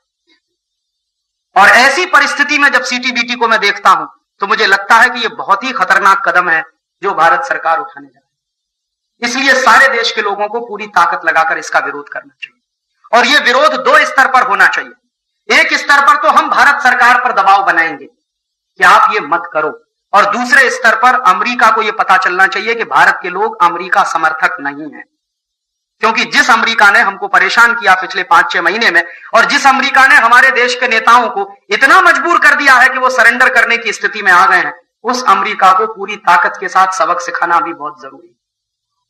अमेरिका की स्थिति इस तरह के गुंडे की है जो पहले हाथ पकड़ता है, फिर बाहों तक पकड़ लेता है, फिर गर्दन पकड़ लेता है, और फिर गर्दन दबा दी देता है। अमेरिका दोस्त नहीं हुआ किसी का, जापान का नहीं हुआ तो हमारा क्या हुआ।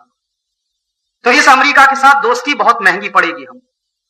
और मुझे ऐसा लगता है कि अमेरिका को सबक सिखाना बहुत जरूरी है। क्यों सबक सिखाना जरूरी है? तर्क बिल्कुल सीधा है। अमेरिकी सरकार ने भारत पर आर्थिक पाबंदी इसलिए लगाई कि हमारे वैज्ञानिकों ने 5 आणविक परीक्षण किए। तो मेरा यह मानना है कि अगर हमने सिर्फ 5 आणविक परीक्षण किए और अमेरिका ने हमारे ऊपर आर्थिक पाबंदी लगाई, तो अमेरिका ने तो अब तक 1047 आणविक परीक्षण किए हैं। तो अमेरिका पे पाबंदी क्यों नहीं होनी चाहिए? अगर अमेरिकी सरकार सिर्फ इसलिए भारत पर पाबंदी लगा सकती है कि हमने 5 आणविक परीक्षण किए, तो भारत में भी अमेरिका के खिलाफ पाबंदी होनी चाहिए, क्योंकि अमेरिका ने 1047 आणविक परीक्षण किए, हमने सिर्फ 5 किए, उन्होंने 1047 किए।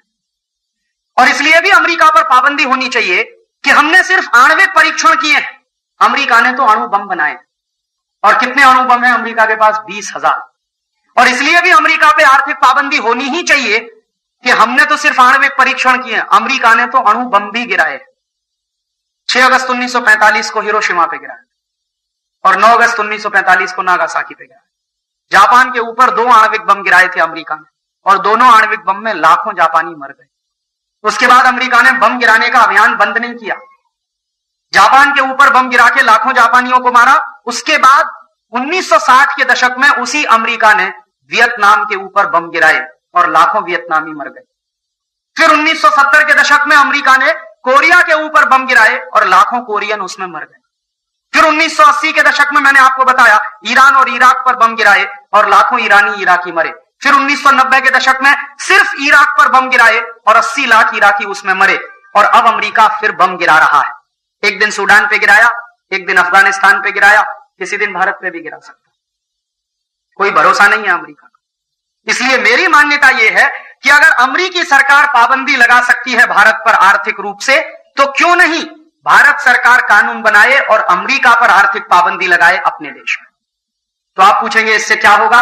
अमेरिका को 2 मिनट में हम सीधा कर देंगे। अमेरिका की जो सबसे कमजोर नस है उसका नाम है डॉलर। अगर अमेरिका में डॉलर जाना बंद हो जाए तो अमेरिका 2 मिनट में सीधा हो जाए। अमेरिका में एक ही व्यक्ति की एक ही चीज की पूजा होती है, वो है डॉलर। बाकी अमेरिका में किसी से कोई मतलब नहीं है। जिस दिन अमेरिकी सरकार को डॉलर का नुकसान होना शुरू हो जाएगा भारत के कारण, उसी दिन अमेरिकी सरकार 2 मिनट में सरेंडर कर देगी।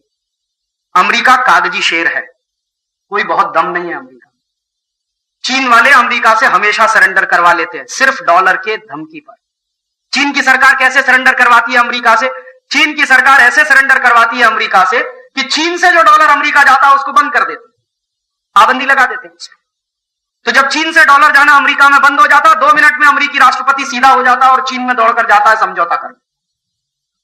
अभी आपको मालूम है बिल क्लिंटन गया था चीन थोड़े दिन पहले, 1000 लोगों को लेके गया था, ऐसे जैसे दूल्हे की बारात जाती। तो 1000 लोगों को लेकर अमेरिका चीन में क्या करने गया था बिल क्लिंटन? क्यों गया था? इसलिए गया था कि चीन की सरकार ने एक कानून बना दिया है अभी कुछ दिन पहले। जानते हैं क्या कानून बना है? अमेरिका की कोई भी कंपनी चीन में आएगी, पूंजी निवेश करेगी, वहां तक तो ठीक है, लेकिन वही अमेरिका की कंपनी चीन से पूंजी ले जाएगी, उस पर पाबंदी है। तो वो कहते हैं ले आओ पैसा, लगा दो हमारे देश में, लेके जाने की अनुमति नहीं। तो अमेरिका ढीला हो गया। दूसरा कानून क्या बना दिया है चीन की सरकार ने कि अगर अमेरिका की कोई कंपनी मुनाफा कमाएगी और चीन से अमेरिका ले जाने की कोशिश करेगी, तो उसके लिए कानून यह है, मान लीजिए कोई अमेरिकी कंपनी ने $1 अरब का मुनाफा कमाया चीन में और वो $1 अरब का मुनाफा ले जाना चाहते हैं अपने देश में, तो कानून ये बना दिया है कि पहले आप चीन का $1 अरब का माल अमेरिका में बेच कर आइए, उससे $1 अरब कमा कर लाइए, फिर चीन से $1 अरब अमेरिका में ले जाइए।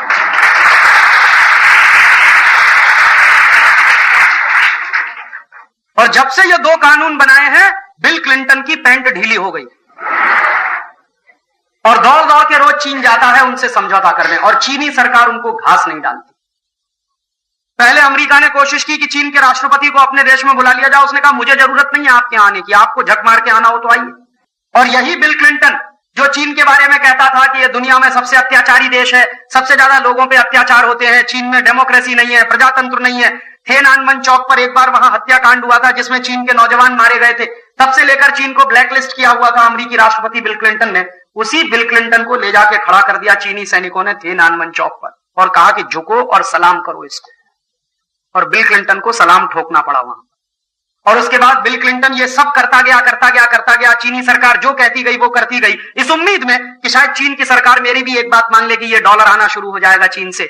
और बाद में जब बिल क्लिंटन ने कहा कि अभी मैंने तो आपकी इतनी शर्तें मान ली हैं, आप तो हमारी एक शर्त मान लीजिए, चीन की सरकार ने कहा कि अभी तुरंत आप यहां से हवाई जहाज लेकर उड़ जाइए अमेरिका। और बहुत ही असफलता के साथ बिल क्लिंटन चीन से वापस लौटा, और इतनी खिंचाई हुई है बिल क्लिंटन की उनके पार्लियामेंट में जिसकी आप कल्पना नहीं कर सकते। खुद बिल क्लिंटन जिस पार्टी का कैंडिडेट है, उस पार्टी के एमपीज ने बिल क्लिंटन की भयंकर आलोचना की कि आप चीन गए थे, क्या लेकर आए।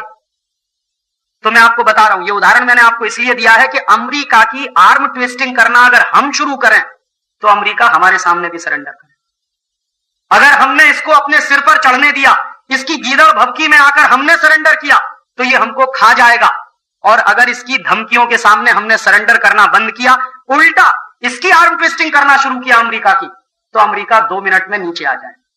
तो आप पूछेंगे उसका रास्ता क्या है? उसका बिल्कुल सीधा सा रास्ता है, जो काम चीन की सरकार ने किया है वो काम हम कर दें। माने चीन में से डॉलर अगर अमेरिका नहीं जाएगा तो भारत का डॉलर भी अमेरिका नहीं जाएगा। भारत का 1 पैसा भी अमेरिका नहीं जाएगा। अगर चीन की सरकार यह काम कर सकती है तो भारत की सरकार भी यह काम कर सकती है। और इसके लिए बहुत अच्छा हो कि भारत सरकार कानून बनाए और पार्लियामेंट से कानून पारित करवाए और अमेरिका के खिलाफ आर्थिक पाबंदी लगाए। और जितनी अमेरिकी कंपनियां भारत में धंधा कर रही हैं, इन सबको एक एक करके बंद कर दिया जाए। Pepsi cola, Coca Cola, Colgate Palmolive, Johnson and Johnson, Procter and Gamble, Pfizer, Eli Lilly, American laboratory, Upjohn, Adidas, ये जितनी अमेरिकन कंपनियां, एक तरफ से सब पर पाबंदी लगा दी जाए। और अमेरिकी कंपनियों के साथ साथ अमेरिकी bank, city bank, American express, ANZ Grindlays, standard chartered, ये जितने अमेरिकी बैंक भारत में धंधा कर रहे हैं, इन सब के ऊपर एक तरफ से पाबंदी लगा दी।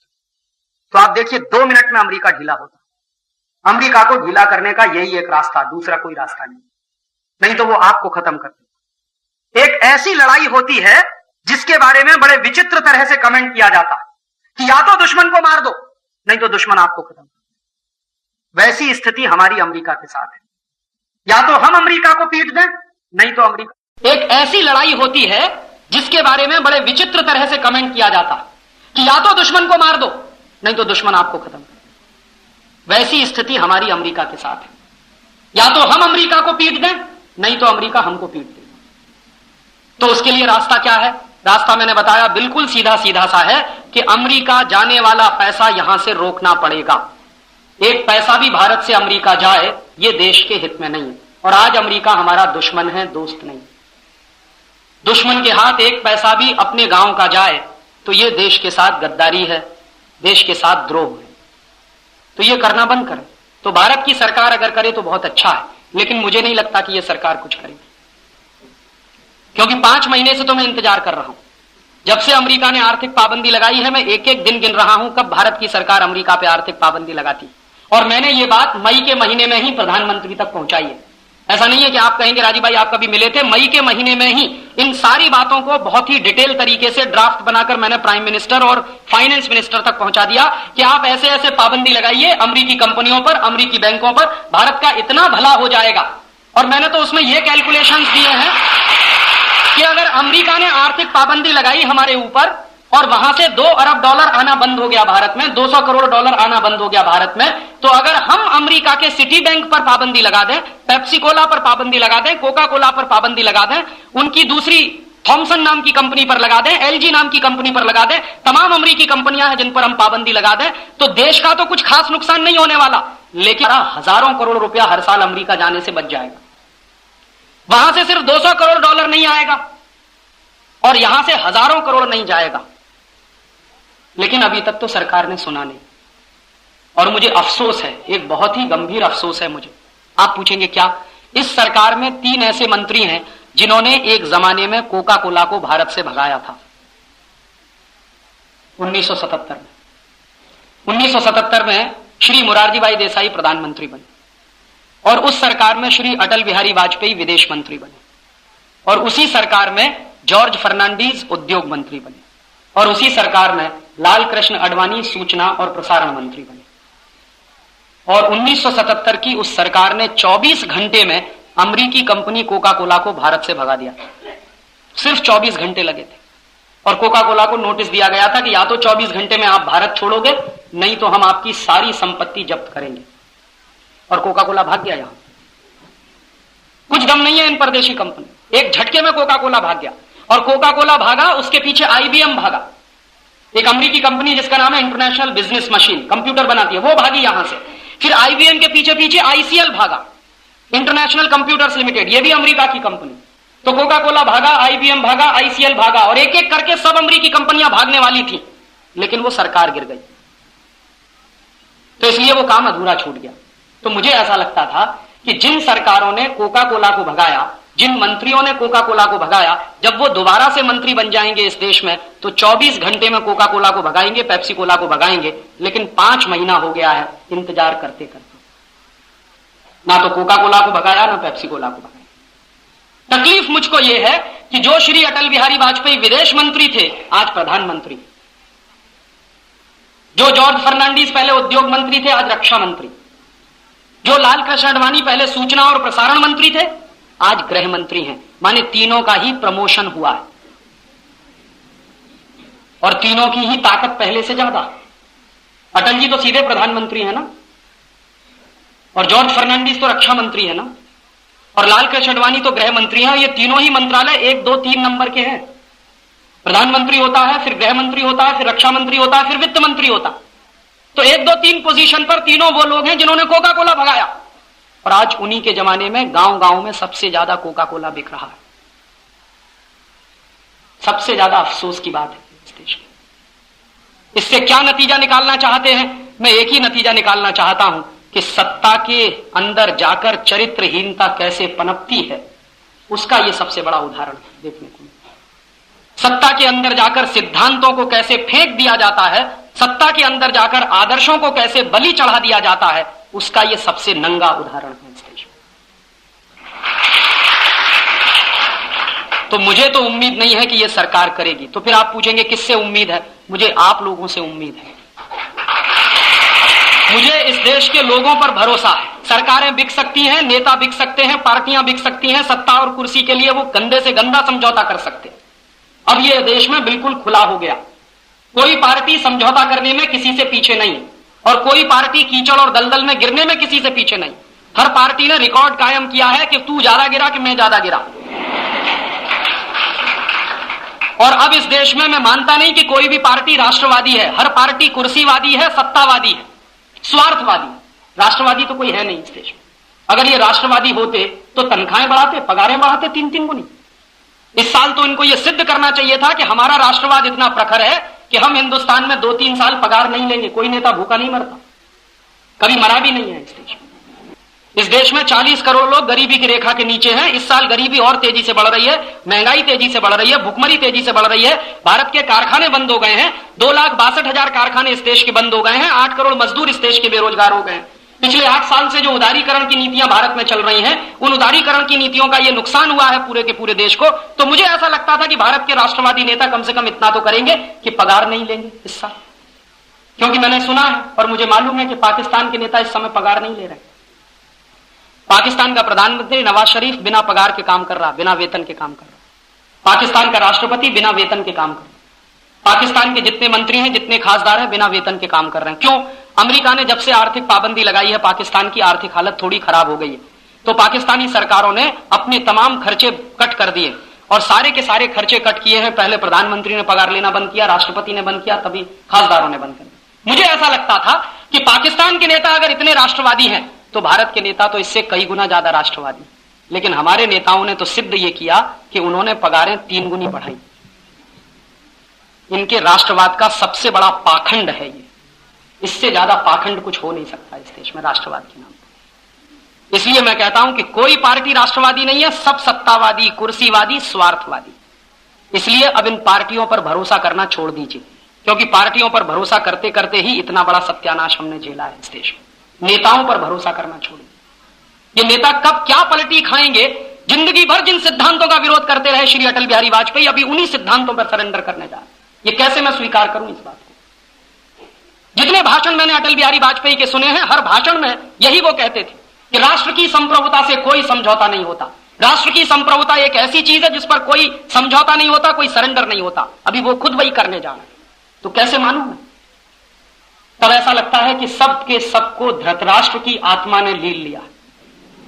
धृतराष्ट्र अंधा था।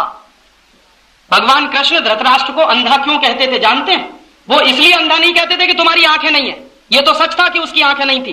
वो अंधा इसलिए कहते थे कि सत्ता मोह में, पुत्र मोह में वो अंधा था, और सत्ता हाथ से ना चली जाए इसके लिए धृतराष्ट्र कुछ भी करने को तैयार था। चाहे जितना अधर्म करना पड़े, चाहे जितना कुकर्म करना पड़े, चाहे जो करना पड़े, सत्ता मेरे बेटों के हाथ से नहीं जानी चाहिए, सत्ता मेरे हाथ से नहीं जानी चाहिए। इसी के लिए धृतराष्ट्र को भगवान कृष्ण ने अंधा किया कि तुम स्वार्थ में अंधे हो।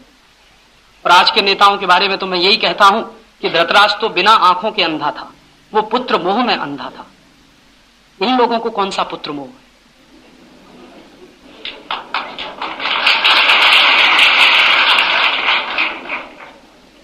पूछिए ना श्री अटल बिहारी वाजपेयी से, आपको कौन सा पुत्र मोह?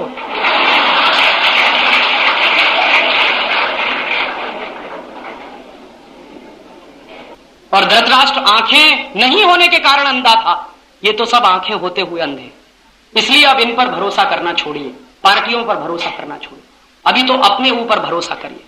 तो आप पूछेंगे दूसरा कोई रास्ता है? हाँ, एक रास्ता है, थोड़ा तकलीफ वाला है, लेकिन अब वही रास्ता है और कोई रास्ता नहीं। जब सरकारें देश विरोधी काम करना शुरू कर दें, राष्ट्र विरोधी काम करना शुरू कर दें, सरकारें सिर्फ स्वार्थ और सत्ता में डूबकर काम करना शुरू कर दें, तो राष्ट्र के लोगों को उठना ही होगा और खड़ा होना होगा। आप पूछेंगे हम क्या करें? सरकार पाबंदी नहीं लगाती अमेरिका पर और सरकार नहीं बंद करती अमेरिकी कंपनियों को, तो कम से कम आप तो पाबंदी लगा दीजिए अमेरिकी कंपनियों को। आप तो बंद कर दीजिए अमेरिकी कंपनियों का सामान खरीदना। ये तो आपके अधिकार क्षेत्र में है ना। इसके लिए तो प्रधानमंत्री से पूछने की जरूरत नहीं है कि मेरे घर में अमेरिकी सामान आए कि नहीं आए।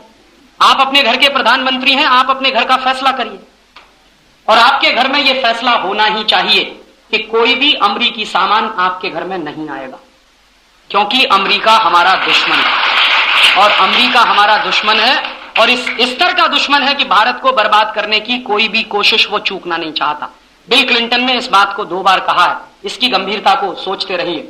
बिल क्लिंटन ने कहा कि सोवियत संघ को खत्म करने के बाद अब भारत हमारी हिट लिस्ट में नंबर 1 पर, इसलिए भारत को खत्म करना अभी अमेरिका का सबसे बड़ा उद्देश्य है, क्योंकि भारत अमेरिका को टक्कर दे सकता है। अमेरिका को डर लग रहा है भारत से। क्या डर लग रहा है? भारत के वैज्ञानिकों ने बिना अमेरिकी मदद के परमाणु परीक्षण किए, भारत के वैज्ञानिकों ने बिना अमेरिकी मदद के मिसाइलें बनाई 250 किलोमीटर से लेकर 2500 किलोमीटर तक मार करने वाली। भारत के वैज्ञानिकों ने बिना अमेरिकी मदद के सुपर कंप्यूटर बनाया परम 10,000। भारत के वैज्ञानिकों ने बिना अमेरिकी मदद के क्रायोजेनिक इंजन बनाया। भारत के वैज्ञानिक बिना अमेरिकी मदद के ऐसे ऐसे काम कर रहे हैं जिसके बारे में अमेरिका बौखलाया हुआ। अमेरिका की बौखलाहट उस दिन से समझ में आ रही है जिस दिन से भारत के वैज्ञानिकों ने परम 10,000 बनाया। क्योंकि एक बार राजीव गांधी गए थे अमेरिका में सुपर कंप्यूटर मांगने, अमेरिका ने मना कर दिया कि हम नहीं देंगे आपको सुपर कंप्यूटर। राजीव गांधी लौट के आए। लौट कर आने के बाद भारत के वैज्ञानिकों की एक मीटिंग हुई और डिपार्टमेंट ऑफ टेलीकम्युनिकेशन में एक साइंटिस्ट थे, उनका नाम है डॉक्टर भाटकर। तो डॉक्टर भाटकर को कहा गया कि आपकी जिम्मेदारी है कि आप भारत में सुपर कंप्यूटर बनाएं, अमेरिका हमको नहीं देगा, कोई भी देश हमको नहीं देगा, हमको खुद बनाना पड़ेगा। तो डॉक्टर भाटकर को कुछ और वैज्ञानिक दिए गए और पूरी टीम ने सीडेक नाम की एक संस्था बनाई, रात दिन काम करना शुरू किया और काम करते करते पहला सुपर कंप्यूटर बनाया परम, बिना किसी परदेशी मदद के। दूसरा सुपर कंप्यूटर बनाया परम 8000, तीसरा सुपर कंप्यूटर बनाया परम 8600, चौथा सुपर कंप्यूटर बनाया परम 9000 और अभी 5वां सुपर कंप्यूटर बना दिया है परम 10,000, जो पूरी दुनिया में किसी के पास नहीं है।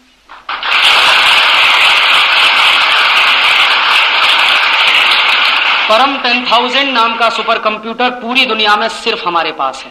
इस क्वालिटी का सुपर कंप्यूटर ना अमेरिका में है ना जापान में। और मैं परम 10,000 पे देख चुका हूं काम करके। मैं पूरा एक दिन, अभी कुछ दिन पहले मैं परम 10,000 सुपर कंप्यूटर के साथ ही रहा, इस बात का अंदाजा करने के लिए कि इसके स्पीड्स कितने हैं, कैलकुलेशंस कितने फास्ट हैं। परम 10,000 का कैलकुलेशन कितना फास्ट है, आप इससे अंदाजा लगाइए कि अमेरिका का जो बेस्ट क्वालिटी का सुपर कंप्यूटर है वो जितनी सेकंड्स में कैलकुलेशन करता है, हमारा परम 10,000 उससे 10 गुना कम समय में कैलकुलेशन करता है। माने इस बात को ऐसे भी कहा जा सकता है कि परम 10,000 अमेरिकी सुपर कंप्यूटरों से 10 गुना ज्यादा तेजी से काम करता है। और खर्चा कितना आया? सिर्फ 167 करोड़ रुपए। अमेरिका में इस लेवल का सुपर कंप्यूटर बनाने में अरबों डॉलर खर्च होता, बिलियंस ऑफ डॉलर खर्च होता। भारत के वैज्ञानिकों ने एक एक पाई बचाते हुए, कष्ट में रहते हुए, कष्ट में जीवन बिताते हुए सिर्फ 167 करोड़ रुपए में एक सुपर कंप्यूटर बना दिया, जिससे हम कुछ भी बना सकते हैं। यह सुपर कंप्यूटर इस क्वालिटी का सुपर कंप्यूटर है कि इससे हम हमारे रॉकेट की डिजाइन कर सकते हैं, इससे हम हमारे एटम बम की टेक्नोलॉजी का एक्सपेरिमेंट करना हो तो वो कर सकते हैं। इस कंप्यूटर की मदद से हम हिंदुस्तान की किसी भी स्तर की हवा से हवा में मार करने वाली, जमीन से हवा में मार करने वाली, पानी से हवा में मार करने वाली किसी भी मिसाइल का डिजाइन बना सकते हैं। कोई भी बम वर्षक विमान का डिजाइन सुपर कंप्यूटर परम 10,000 पे बना सकते हैं।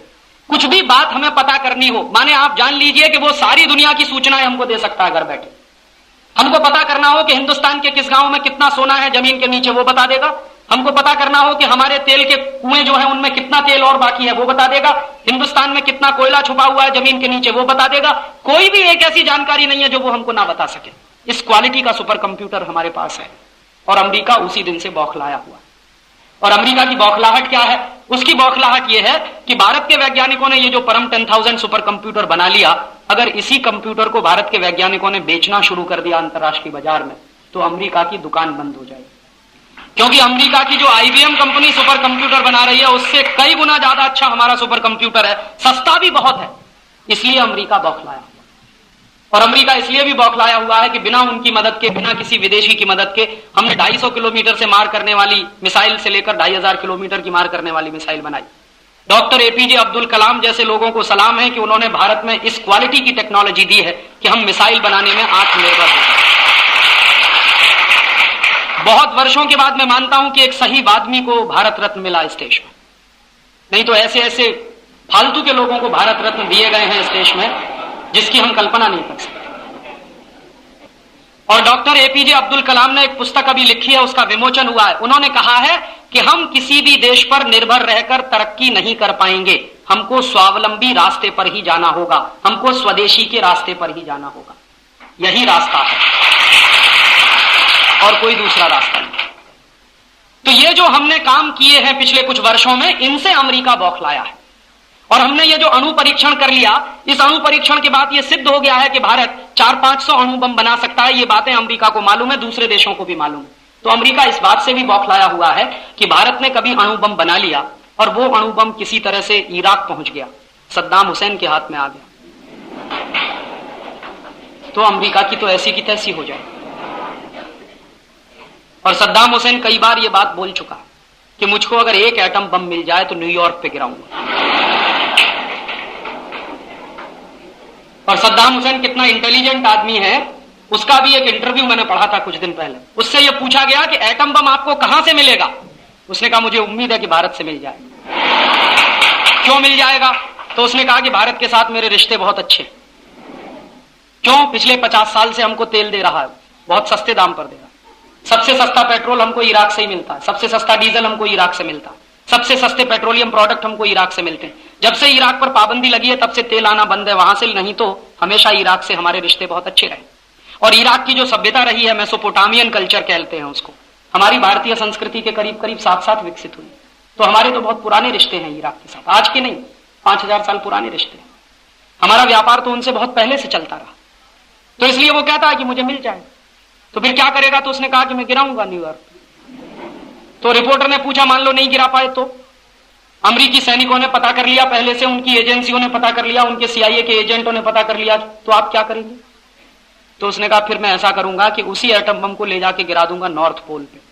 नॉर्थ पोल एक ऐसी जगह है जहां बर्फ ही बर्फ जमी है, वहां कोई आदमी नहीं है, बर्फ के पहाड़ हैं, बड़े बड़े बर्फ के पहाड़। तो एक एटम बम अगर उसने नॉर्थ पोल पे गिराया तो नॉर्थ पोल की बर्फ पिघलना शुरू हो जाएगी, और अगर नॉर्थ पोल की सब बर्फ पिघल गई तो अमेरिका पानी में ही डूब जाएगा।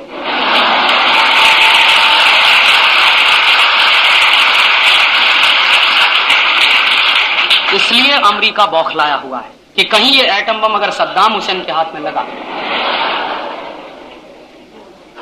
तो अमेरिकी हालत बहुत खराब हो सकती है।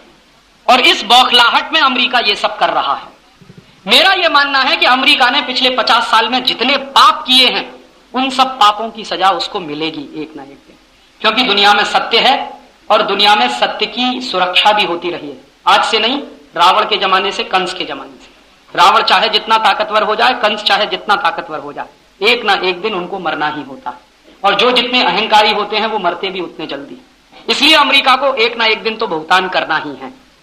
वो आज करेगा, नहीं तो साल भर बाद करेगा, नहीं तो 2 साल बाद करेगा। हमको हमारे देश के बारे में सोचना होगा कि हम अमेरिका से अपनी दूरी कैसे बढ़ाएं। दोस्ती करेंगे नुकसान होगा, दूरी रहेगी फायदे में रहेंगे। और मेरा मानना यह है कि अगले साल मई 1999 के बाद जब डॉलर गिरना शुरू हो जाएगा तो हमारा व्यापार जितना डॉलर में होगा उतना ही नुकसान। इसलिए डॉलर पे डिपेंडेंस हमको कम करना होगा। और डॉलर पर डिपेंडेंस कम करने के लिए बहुत जरूरी है कि भारत से अमेरिकी कंपनियों को विदा कर दिया जाए, भगा दिया जाए। इसलिए मैंने आपसे अपील की कि भारत सरकार नहीं भगा सकती, मत भगाए, लेकिन हम सब भगा सकते हैं। तो मेरी आपसे पहली अपील है कि अमेरिकी कंपनियों के सामान खरीदना बंद करिए, पेप्सी कोला पीना बंद करिए, कोका कोला पीना बंद करिए, Thums Up, Limca, Citra, mango Frooti, Mirinda सब पीना बंद करिए। और ये सब इसलिए भी पीना बंद करिए, Pepsi, Coca, Thums Up, Limca, Citra, की ये पीने लायक नहीं है। एक तो अमेरिकी सामान है, दूसरा इसका मुनाफा अमेरिका जाता है। कितना जाता? पेप्सी की बोतल 70 पैसे की बनती, 10 रुपए की बिकती, 1300 टका मुनाफा है अमेरिकी कंपनी को। 1300 टका मुनाफा कमाती है अमेरिकी कंपनी बाहर। ऐसी कोका कोला की बोतल 72 पैसे में बनती, 10 रुपए की बिकती। और कोका कोला का जो टिन का पैक है 18 रुपए में मिलता है, 200 मिलीलीटर टिन पैक में जो कोका कोला है। इसका माने लगभग 100 रुपए में 1 किलो, लगभग 100 रुपए में 1 किलो। तो 100 रुपए में 1 किलो कोका कोला बिक रहा है। 14 रुपए में 1 किलो गाय का दूध मिलता है, 27 रुपए में 1 लीटर पेट्रोल मिलता है, 100 रुपए में 1 लीटर कोका कोला बिकता है। पेट्रोल से महंगा कोका कोला, गाय के दूध से महंगा कोका। तो क्यों पिए हम? क्या पागल हैं कि बेवकूफ? इसलिए कोका कोला पीना बंद करिए, Pepsi, Thums Up, Limca, Citra, Mirinda ये सब पीना बंद करिए। और इसलिए भी पीना बंद करिए कि पीने लायक नहीं है, इसमें कार्बन डाइऑक्साइड नाम की जहरीली गैस है, sodium glutamate, potassium sorbate, lead acetate, brominated vegetable oil है, मिथाइल बेंजीन है, ये सब कैंसर करते हैं। और अभी आपको मैं एक जानकारी दे दूं, ब्रिटेन की सरकार ने अपने बाजार में से 22 लाख पेप्सी कोला की और कोका कोला की बोतलों को समुद्र में फेंकवा दिया। क्यों? ब्रिटेन के डॉक्टरों का कहना है कि पेप्सी और कोक पीने से कैंसर होता है और किडनी फेल हो जाती है। तो आप क्या चाहते हैं, कैंसर से मरना या किडनी फेल करवाना चाहते हैं? और आप तो मरेंगे, ये देश मर जाएगा आपसे पहले, क्योंकि अगर हम पेप्सी कोला पीते रहेंगे, कोका कोला पीते रहेंगे, तो पैसा यहां से अमेरिका जाता रहेगा। और 70 पैसे का पानी हम 10 रुपए में पिएंगे तो कितना पैसा अमेरिका जाएगा, आप उसका अंदाजा तो लगाइए। इसलिए कल से कोई भी पेप्सी नहीं पिएगा, जो भी सभा में यहां बैठे हैं।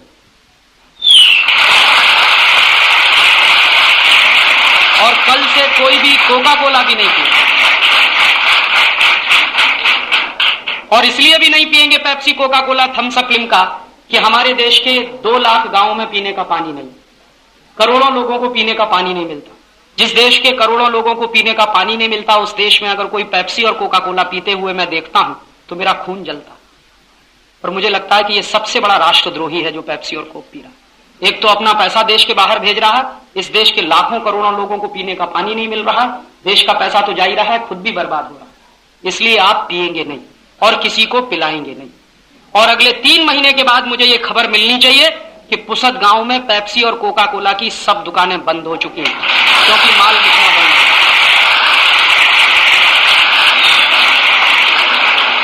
क्योंकि आप खरीदना बंद करेंगे और आप किसी को खरीदवाना भी बंद करेंगे, आप पीना बंद करेंगे, पिलाना बंद करेंगे, तो बिकना अपने आप ही बंद होगा।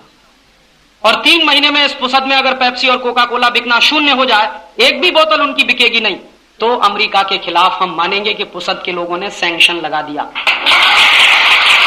और अमेरिका के खिलाफ पुसद के लोगों ने लड़ाई जीती।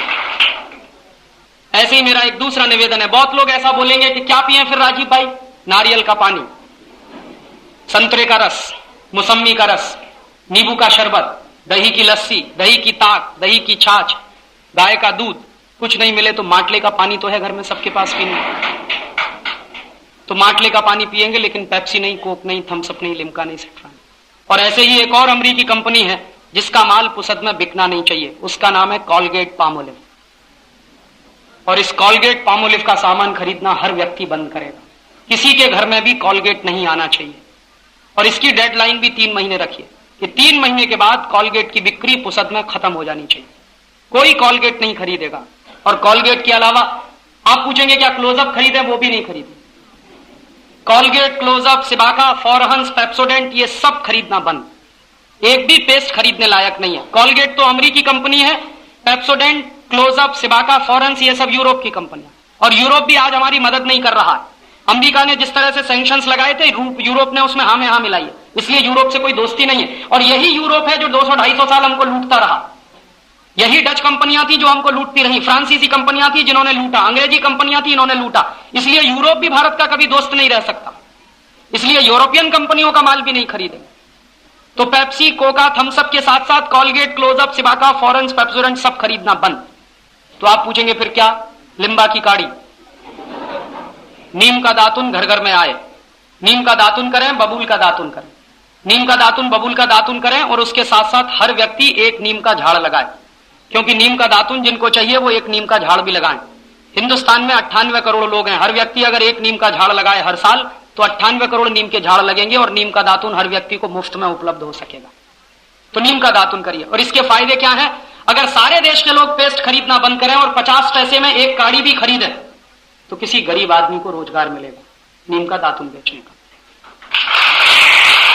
और अगर सारे देश के लोग नीम का दातुन खरीदें तो इस देश के 4 लाख गरीबों को रोजगार मिलेगा।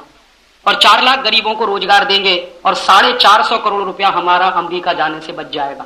तो ये कॉलगेट, क्लोजअप, सिबाका, फॉरेंस, पेप्सोडेंट खरीदना बंद। और नीम का दातुन इसलिए भी करें कि क्वालिटी में बहुत अच्छा है, ऑक्सीजन बहुत निकलता है नीम के पेड़ से। और दूसरा, नीम का पेड़ 300 तरह के कीटाणुओं को मार सकता है। तो लगातार आपके मुंह में जो कीटाणु पनप रहे हैं उससे सुरक्षा करेगा आपकी नीम का दातुन। माने लगातार सुरक्षा चक्र नीम का दातुन देगा और लगातार कीटाणुओं से लड़ने का काम भी नीम का दातुन करेगा। जो लोग दातुन नहीं कर सकते वो दंत मंजन करें। लाल दंत मंजन है, काला दंत मंजन है, वीको वज्रदंती है, या कोई दंत मंजन अपने घर में भी बना लीजिए। त्रिफला चूर्ण खरीद लाइए बाजार से। बाजार में त्रिफला चूर्ण मिलता है। और त्रिफला चूर्ण में थोड़ा मीठ मिलाइए, नमक मिलाइए, दंत मंजन बनता है। दंत मंजन से दांत साफ करें। 2 फायदे हैं, एक तो उंगली का इस्तेमाल आप करेंगे, और उंगली का इस्तेमाल जब करेंगे तो उंगली में एक मेरिडियन पॉइंट है, दाहिने हाथ की पहली उंगली। एक्यूप्रेशर का विज्ञान बताता है दाहिने हाथ की पहली उंगली में मेरिडियन पॉइंट है, और ये मेरिडियन पॉइंट है लार्ज इंटेस्टाइन का, बड़ी आंत का। तो जितनी देर उंगली से दांत साफ करते हैं उतनी देर ये पॉइंट प्रेस होता है और आपकी बड़ी आंत की मालिश होती है। इसलिए दांत साफ करिए हमेशा उंगली से। ब्रश आप अपने मुंह में रगड़ते हैं, उस ब्रश को कल यहां करिएगा, फिर परसों भी करिए, फिर तीसरे दिन करिए, फिर चौथे दिन करिए, फिर 5वें दिन करिए, तो 6वें दिन यहां से खून निकले। सिर्फ 6 दिन में टूथब्रश हाथ पर से खून निकाल देता है। उसी टूथब्रश को आप सालों साल मुंह में क्यों कर रहे हैं? आपको मालूम है दांत हैं, दांतों के ऊपर मसूड़े भी हैं जिनको सुरक्षित रखना बहुत जरूरी, इसलिए कभी भी ब्रश मत करिए। दुनिया में जो देश बहुत गर्म देश होते हैं वहां पर लोगों के मसूड़े बहुत सॉफ्ट होते हैं, हमारे गम्स बहुत सॉफ्ट हैं, इसलिए सॉफ्ट गम्स वाले किसी भी आदमी को ब्रश नहीं करना चाहिए। जिन देशों में सर्दी पड़ती है, अमेरिका, कनाडा, जर्मनी, फ्रांस जैसे देशों में, वहां ब्रश कर सकते हैं क्योंकि वहां के गम्स बहुत हार्ड होते हैं, इसलिए ब्रश करना बंद करें। और पेस्ट और ब्रश बंद करें। नीम का दातुन, बबूल का दातुन या वीको वज्रदंती, लाल दंत मंजन, काला दंत मंजन, ढेर तरह के दंत मंजन है, आप अपने घर में भी बना सकते हैं। ऐसे ही एक और अमेरिकी कंपनी का सामान कभी नहीं खरीदेंगे, जॉनसन एंड जॉनसन, उसका साबुन बिकता। प्रॉक्टर एंड गैम्बल, उसका साबुन बिकता, ये भी अमेरिकी कंपनी।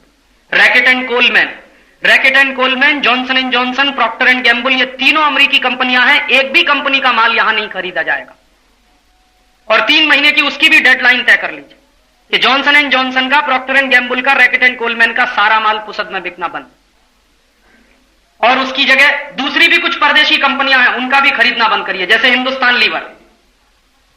और हिंदुस्तान लीवर के साबुन कुछ बिकते हैं जैसे Lux, Lifebuoy, Liril, Rexona, Pears, Camay, और पामोलिव, कॉलगेट पामोलिव का, जॉनसन एंड जॉनसन का किड्स नाम का एक साबुन आता है। ये सब परदेशी कंपनियों के साबुन खरीदना बंद। तो आप पूछेंगे क्या खरीदें? स्वदेशी साबुन खरीदिए। निरमा है, चंद्रिका है, मैसूर संदल है, मार्गो है, नीम है, मेडिमिक्स है, ये सब स्वदेशी साबुन है। पुसद में खादी ग्रामोद्योग की दुकान अगर कहीं हो तो वहां से साबुन ले आइए, सब स्वदेशी साबुन वहां पर, और उनको कहिए कि ज्यादा से ज्यादा स्वदेशी साबुन लाकर वो बेचना शुरू करें, तो 1 पैसा भी देश का बाहर नहीं जाना चाहिए। और आप चाहें तो साबुन से भी अच्छा तरीका है नहाने के लिए, चने का आटा, दूध की मलाई, हर एक के घर में मौजूद है, और चने के आटे में दूध की मलाई मिलाइए, उससे नहाइए। दूसरा तरीका है मुल्तानी मिट्टी, हर गांव में मिलती है, ले आइए, पानी में भिगोइए, उससे नहाइए। तीसरा तरीका है मसूर की दाल, मसूर की दाल को पिसवाइए किसी भी घंटी में, उसका आटा बनेगा, उसमें कच्चा दूध मिलाइए, फिर उससे नहाइए। सब बेस्ट क्वालिटी चीज। और साबुन कम से कम लगाइए, क्योंकि साबुन लगाने के लिए नहीं है। ये साबुन जो आप रगड़ते हैं अपने शरीर पर, इसमें कास्टिक सोडा है, और कास्टिक सोडा का बनाया हुआ कोई भी साबुन जब आप शरीर पर लगाते हैं तो रफनेस आ जाती है। साबुन से नहाइए, 10 मिनट के बाद नाखून से लाइन खींचिए, सफेद रंग की लाइन खींचिए। इसलिए कोई भी साबुन मत लगाइए। जाड़े के दिनों में साबुन से नहाएंगे चेहरा सफेद सफेद हो जाए, इसलिए साबुन से मत नहाइए, चने के आटे से नहाइए, दूध की मलाई से नहाइए, मुल्तानी मिट्टी से नहाइए, और हमारे यहाँ मसूर की दाल का आटा है उससे नहाइए। ये सब नहाने के बेस्ट क्वालिटी प्रिपरेशंस हैं। भाइयों से मेरा निवेदन है कि कभी भी पामोलिव की शेविंग क्रीम ना खरीदें, ओल्ड स्पाइस की शेविंग क्रीम कभी ना खरीदें। दोनों अमेरिकी कंपनियां, पामोलिव, ओल्ड स्पाइस, और इनकी शेविंग क्रीम के अलावा कभी भी आफ्टर शेव लोशन ना खरीदें। तो आप पूछेंगे फिर कौन सी शेविंग क्रीम खरीदें? मेरा सुझाव माने तो बिना शेविंग क्रीम के भी शेव बनती है, और आप बना सकते हैं। कैसे बनती है? जब शेविंग क्रीम नहीं होती थी तो कैसे शेव बनाते थे? अभी तो मुश्किल से 15-20 साल से शेविंग क्रीम आई है। तो शेविंग क्रीम के बिना शेव कैसे बनाएं? पानी गर्म करें, अपने चेहरे को भिगाएं, फिर कच्चा दूध ले लें अपने हाथ में, 4-5 बूंद कच्चा दूध अपने चेहरे पर लगाएं, उसके बाद रेजर चलाएं, एकदम चिकनी दाढ़ी बने, बहुत स्मूथ शेप बनेगी। और 3 फायदे होंगे आपके। सबसे पहला फायदा, ब्लेड आपका 2 गुना चलेगा। अगर आप कच्चा दूध लगा के शेप बना रहे हैं तो 2 गुना ब्लेड चलेगा। दूसरा फायदा, कच्चा दूध लगाकर आप शेप बना रहे हैं तो आपको आफ्टर शेव लोशन लगाने की जरूरत ही नहीं है। और तीसरा बड़ा फायदा, कच्चा दूध लगाकर शेप बना रहे हैं तो कच्चा दूध चेहरे की सफाई करता। कच्चा दूध बहुत अच्छा क्लीनिंग एजेंट है, तो रोज अगर आप चेहरे पे लगाएंगे आपके चेहरे की सफाई होगी, चेहरे की सफाई होगी, चेहरे में चमक आ जाएगी, और बिना पैसे में स्मार्ट हो जाएंगे आप सब। मेरा स्वार्थ क्या है? पामोलिव बिकना बंद, ओल्ड स्पाइस बिकना बंद, कोई भी शेविंग क्रीम परदेशी कंपनी की नहीं बिकेगी। ऐसे ही आपसे निवेदन है कि इनके साबुन, शेविंग क्रीम खरीदना बंद करें, इनके पाउडर भी खरीदना बंद करें। प्रॉक्टर एंड गैम्बुल का एरियल आता है, वो खरीदना बंद करें। हिंदुस्तान लीवर का सर्फ आता है, रिन आता है, व्हील आता है, वो खरीदना बंद करें। इन सब परदेशी कंपनियों के कपड़ा धोने के साबुन भी ना खरीदें। खादी ग्रामोद्योग की दुकानों पर कपड़ा धोने का साबुन भी मिलता है। आप चाहें तो निरमा ले सकते हैं, हिपोलिन ले सकते हैं, टी सीरीज ले सकते हैं, फेना ले सकते हैं, ये सब स्वदेशी हैं, उनका इस्तेमाल करें। इसी तरह से बाटा का जूता ना पहने, डीएससी, एडिडास ये सब ना पहने। एडिडास तो अमेरिकी कंपनी है, बाटा तो कनाडा कंपनी। इनका पैसा देश के बाहर जाएगा। और ये जूता अगर आप पहनना बंद करेंगे तो कौन सा जूता पहने? आपके गांव का मोची जो जूता बनाता है उसको पहने, आपके गांव का मोची जो चप्पल बनाता है उसको पहने। तो क्या होगा? आपका पैसा आपके गांव के एक गरीब भाई के पास जाएगा। और मैंने एक दिन हिसाब लगाया, पूरा कैलकुलेशन किया कि पूरे देश के लोग बाटा, एडिडास, प्यूमा, बटरफ्लाई ये सब परदेशी कंपनियों के जूते खरीदना बंद कर दें और हर व्यक्ति गांव के मोची से ही जूता पहने, तो 60 लाख लोगों को रोजगार मिलता है जूता बेचने का। तो ये रोजगार देने का काम हम कर सकते हैं। ऐसे ही आपसे एक और निवेदन है कि आपके घर में ऐसे ढेर सारे दूसरे सामान आते हैं, उनको भी खरीदना बंद करें। अक्सर लोग मुझसे ये कहते हैं कि राजीव भाई हमको याद नहीं रहता स्वदेशी क्या है, परदेशी क्या है, क्या खरीदें क्या ना खरीदें। उसके लिए यहां के लोगों ने एक यादी छापी है, एक पैम्पलेट छापा है, शायद आप सबको मिला होगा, नहीं मिला होगा तो लेके जाइएगा। और यहां के साथियों को मैं अपील करूंगा कि वो हर एक के घर में वो यादी पहुंचाएं। सबसे बड़ा पुण्य का काम इस समय देश में यही हो सकता है कि आप अपने अपने नाम से कोई 1000 यादी छापे, कोई 10,000 छापे, एक एक घर में पहुंचाएं। स्वदेशी क्या, परदेशी क्या, हर व्यक्ति को यह माहिती होनी ही चाहिए, हर व्यक्ति को यह जानकारी होनी ही चाहिए। तो वो यादी मिल जाएगी, पैम्पलेट मिल जाएगा और वो पुस्तिका लेकर जाएं। ऐसे कुछ पुस्तकें भी हैं यहां के साथियों के पास, वो पुस्तकें भी आप ले सकते हैं।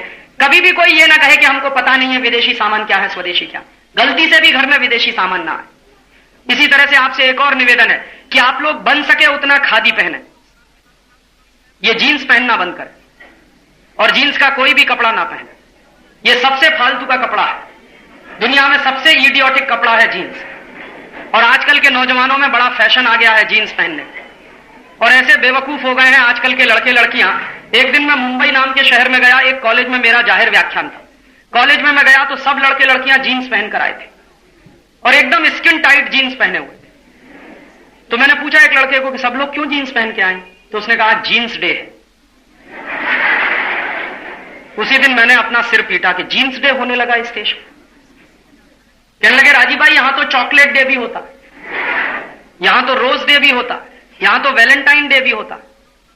हम मनाते थे रक्षाबंधन, हम मनाते थे दिवाली, हम मनाते थे होली, दशहरा, अब मनाते हैं जीन्स डे, अब चॉकलेट डे। कैसा सत्यानाश हुआ है भारतीय संस्कृति। और जब मेरा व्याख्यान शुरू हुआ तो सारे लड़के लड़कियां हॉल में आ गए। मैंने उन सबको कहा बैठ जाओ। कहने लगे बैठ नहीं सकते, क्योंकि इतनी टाइट जीन्स पहन रखी थी कि बैठते ही फटती। मैंने एक लड़के को कहा कि भाई तकलीफ क्या है तुझको? उसने कहा मुश्किल से राजीव भाई ये मैंने चढ़ाई है। तो मैंने कहा कैसे चढ़ाते हैं? तो उसने कहा जमीन पे लेटना पड़ता है, खींच खींच के चढ़ाना। मैंने कहा भाई तू पागल है, इडियट है कि स्मार्ट है? चढ़ाने में तकलीफ होती है, उतारने में उससे ज्यादा तकलीफ होती है। वो खुद ही कह रहा था कि जब उतारते हैं तो पता नहीं अंदर का क्या क्या उतरता।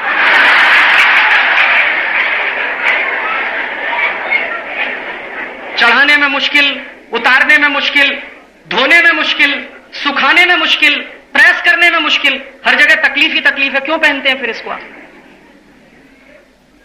आप कहेंगे अमेरिका में पहनते हैं, अमेरिका वाले पागल हैं सबके सब, आप बनेंगे पागल? यूरोप के लोग पागल हैं, आप पागल बनना चाहते? और वहां तो इसलिए पहनते हैं कि वहां पे सर्दी बहुत पड़ती है, तो जितना जाड़ा से जाड़ा कपड़ा हो उतना अच्छा है। यहां तो गर्मी बहुत पड़ती है, और गर्मी पड़ने वाले देशों में जितना पतला कपड़ा पहने उतना अच्छा। इसलिए बेवकूफी मत करिए, जीन्स वीन्स पहनना बंद। और किसी भी स्कूल कॉलेज में ये जीन्स डे नहीं होगा, वैलेंटाइन डे नहीं होगा, रोज डे नहीं होगा, चॉकलेट डे नहीं होगा। ये भारतीय संस्कृति के ठीक उल्टी बातें हैं, ये सब बंद कराइए और भारतीय संस्कृति के काम करिए, भारतीय संस्कृति के अनुरूप काम करिए। आप लोग फिर पूछेंगे क्या पहने? मेरी बात अगर माने आप तो खादी पहने ज्यादा से ज्यादा। और खादी क्यों पहने? एक बार लोकसभा में एक सवाल पूछवाया था मैंने एक एमपी के माध्यम से। एमपी से मैंने ये कहा, मेरा एक दोस्त है, मैंने कहा कि सरकार से पूछो एक साल में कितनी खादी बिकती है पूरे देश में। तो सरकार के मंत्री ने जवाब दिया 1%, ओनली 1%। पूरे देश में 99% दूसरा कपड़ा बिकता है, खादी 1% बिकती है। लेकिन सरकार के मंत्री ने यह भी कहा कि सिर्फ 1% खादी के बिकने से भी भारत के 15 लाख गरीबों को रोजगार मिलता है। तो मैंने एक दिन सोचा, कैलकुलेशन करके देखा जाए कि अगर 1% खादी बिकती है, 1% खादी बिकती है, तो 15 लाख लोगों को रोजगार मिलता है। अगर 100% खादी बिके तो, 100% खादी बिके तो 1500 लाख गरीबों को रोजगार मिले, माने 15 करोड़ गरीबों को रोजगार मिले। और 15 करोड़ गरीबों को अगर रोजगार मिलता है, कोई ऐसा कपड़ा इस देश में बनता है, तो जरूर उसी को पहनिए।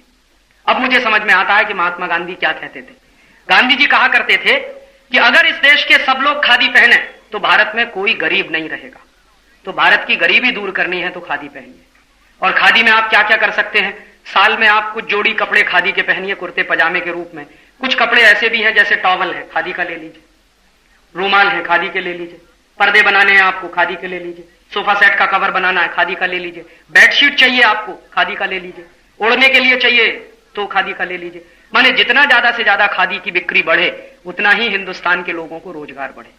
और उसी दिन से मैंने खादी पहनना शुरू किया। तो मैं आपको भी निवेदन करता हूं कि आप भी ज्यादा से ज्यादा खादी पहने। हम ही हमारे देश के लोगों का बनाया हुआ कपड़ा नहीं पहनेंगे तो कोई परदेशी नहीं पहनने वाला। और खादी की बिक्री जितनी बढ़ेगी, कपास का दाम उतना ही मिलेगा किसानों को। क्योंकि ये कपास पैदा करने वाला जो किसान इस देश में है, उसके कपास से ही खादी का कपड़ा बनता है। और खादी का कपड़ा ज्यादा से ज्यादा बिकेगा तो कपास की बिक्री ज्यादा से ज्यादा बढ़ेगी, तो किसान को भी दाम मिलेगा। तो भारत के किसान का भला होगा, भारत के मजदूरों का भला होगा, इस देश के गरीबों को रोजगार मिलेगा।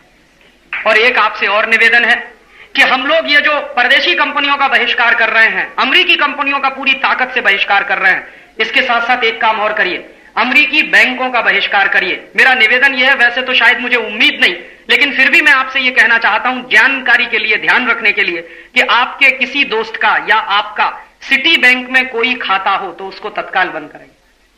हमें सिटी बैंक में अपना कोई खाता नहीं रखना। स्टेट बैंक ऑफ इंडिया में रखिए। भारत के तमाम नेशनल बैंक हैं, जो हमारे राष्ट्रीय बैंक हैं या हमारे कोऑपरेटिव बैंक हैं, उनमें अपने बैंक अकाउंट खोलिए, ना कि सिटी बैंक में, अमेरिकन एक्सप्रेस में, एनजेड गुंडलेस में।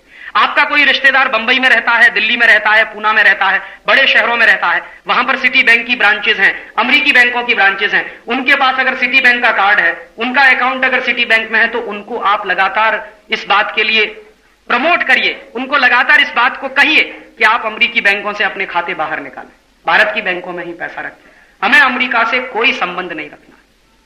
और इसी तरह से एक काम और करें कि अगर हम अमेरिकी कंपनियों का बहिष्कार करते हैं, सामान खरीदना बंद करते हैं, अमेरिकी बैंकों का बहिष्कार करते हैं, हर साल हजारों करोड़ रुपया इस देश का बचता है।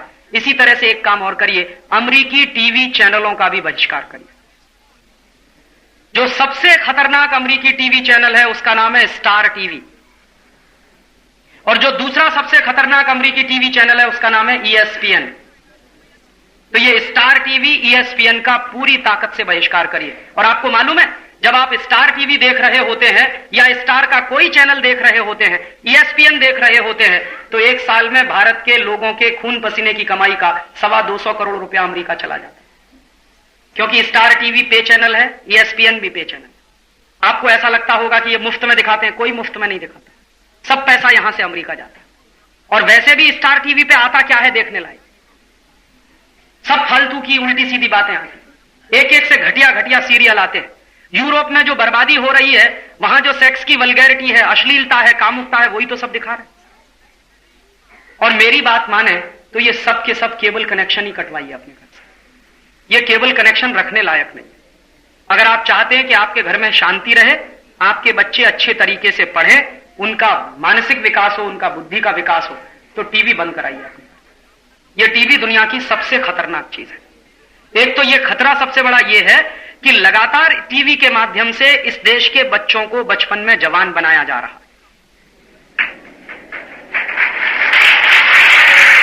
और इस बात की गंभीरता का आपको एहसास तब होगा जब आपके घर में कोई दुर्घटना हो जाएगी, आपकी बेटी के साथ या आपके बेटे के साथ।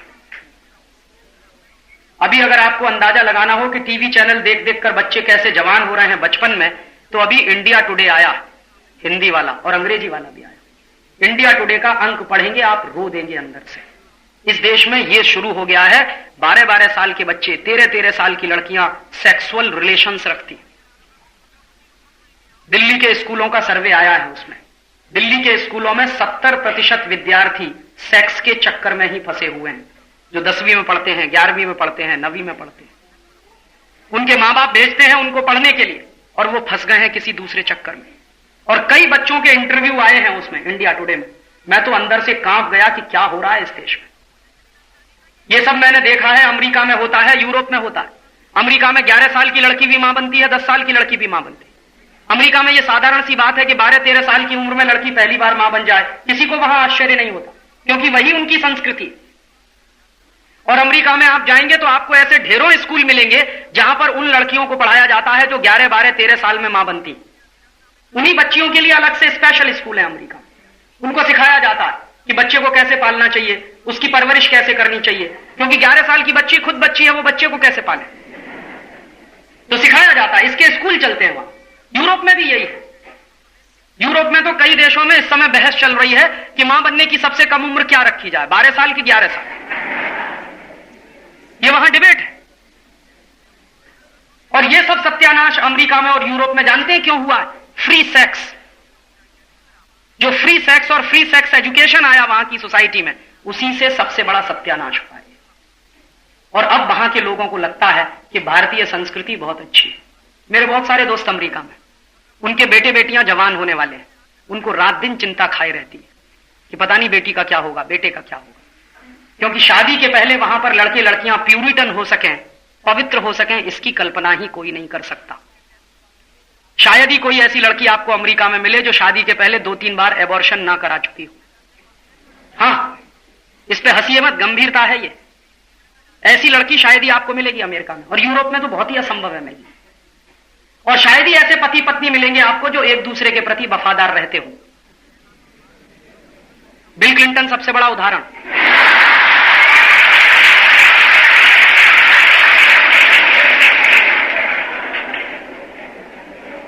यह अमेरिका में संभव है कि बिल क्लिंटन इतना बड़ा तमाशा करे फिर भी बीवी उसकी तलाक ना दे उसको। यह अमेरिका में चल सकता, भारत में नहीं चलने वाला है। भारत में एक्स्ट्रा मैरिटल रिलेशंस की कोई परमिशन नहीं है समाज में। यहां एक्स्ट्रा मैरिटल रिलेशन पाप माना जाता है, पर स्त्री गमन पाप माना जाता है, पर पुरुष गमन पाप माना जाता है, और यह सबसे बड़ा पाप माना जाता है। और इसको रोकने के लिए ही भारत के ऋषियों ने, मुनियों ने संयम नाम की संस्कृति विकसित की है कि संयम रखो अपने ऊपर। दूसरे की मां को मां की तरह से देखो, दूसरे की बेटी को बेटी की तरह से देखो, बहन की तरह से देखो। यहां स्त्री स्त्री नहीं है, या तो मां है, या तो बहन है, या तो बेटी है। तो जैसे ही किसी स्त्री को हम स्त्री के रूप में देखते हैं तो एक भाव होता है, और उसको मां के रूप में जब देखते हैं तो तुरंत भाव बदलता है। जैसे ही किसी स्त्री को स्त्री के रूप में देखते हैं तो एक भाव होता है, लेकिन जब उसको बहन के रूप में देखना शुरू करते हैं तुरंत भाव बदलता है। बेटी के रूप में देखना शुरू करते हैं, भाव बदल जाता है। मन में पवित्रता आ जाती है, मन में संयम आ जाता है।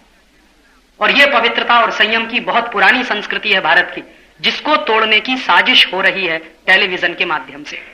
टेलीविजन में आप देखिए जितने सीरियल्स आते हैं, सब सीरियल एक्स्ट्रा मैरिटल रिलेशंस दिखाते हैं। किसी की बीवी किसी के साथ भागी, किसी का पति किसी के साथ भागा, कोई किसी की प्रेमिका को लेकर भाग गया, कोई किसी के प्रेमी के साथ चली गई, यही सब किस्से कहानियां। और उसके लिए मारधाड़, लड़ाई झगड़े, इसकी हत्या करवाना, उसकी हत्या करवाना, इसके खिलाफ साजिश करना, उसके खिलाफ साजिश करना। तो आप सोचिए आप देख क्या रहे हैं? भारतीय संस्कृति की ठीक उल्टी बातें आपको दिखाई जा रही है। और स्वाभिमान जैसे सीरियल तो महासत्यानाशी है। हमारे देश में कोई भी बहन या बेटी शादी के पहले मां बने तो यह सबसे बड़ा कलंक है। और स्वाभिमान सीरियल में हर लड़की को शादी के पहले ही मां बनता हुआ दिखाते हैं। क्यों दिखा रहे हैं? ताकि भारत के लोग भी बिल क्लिंटन की तरह से करें। यह आपके लिए नहीं संभव है।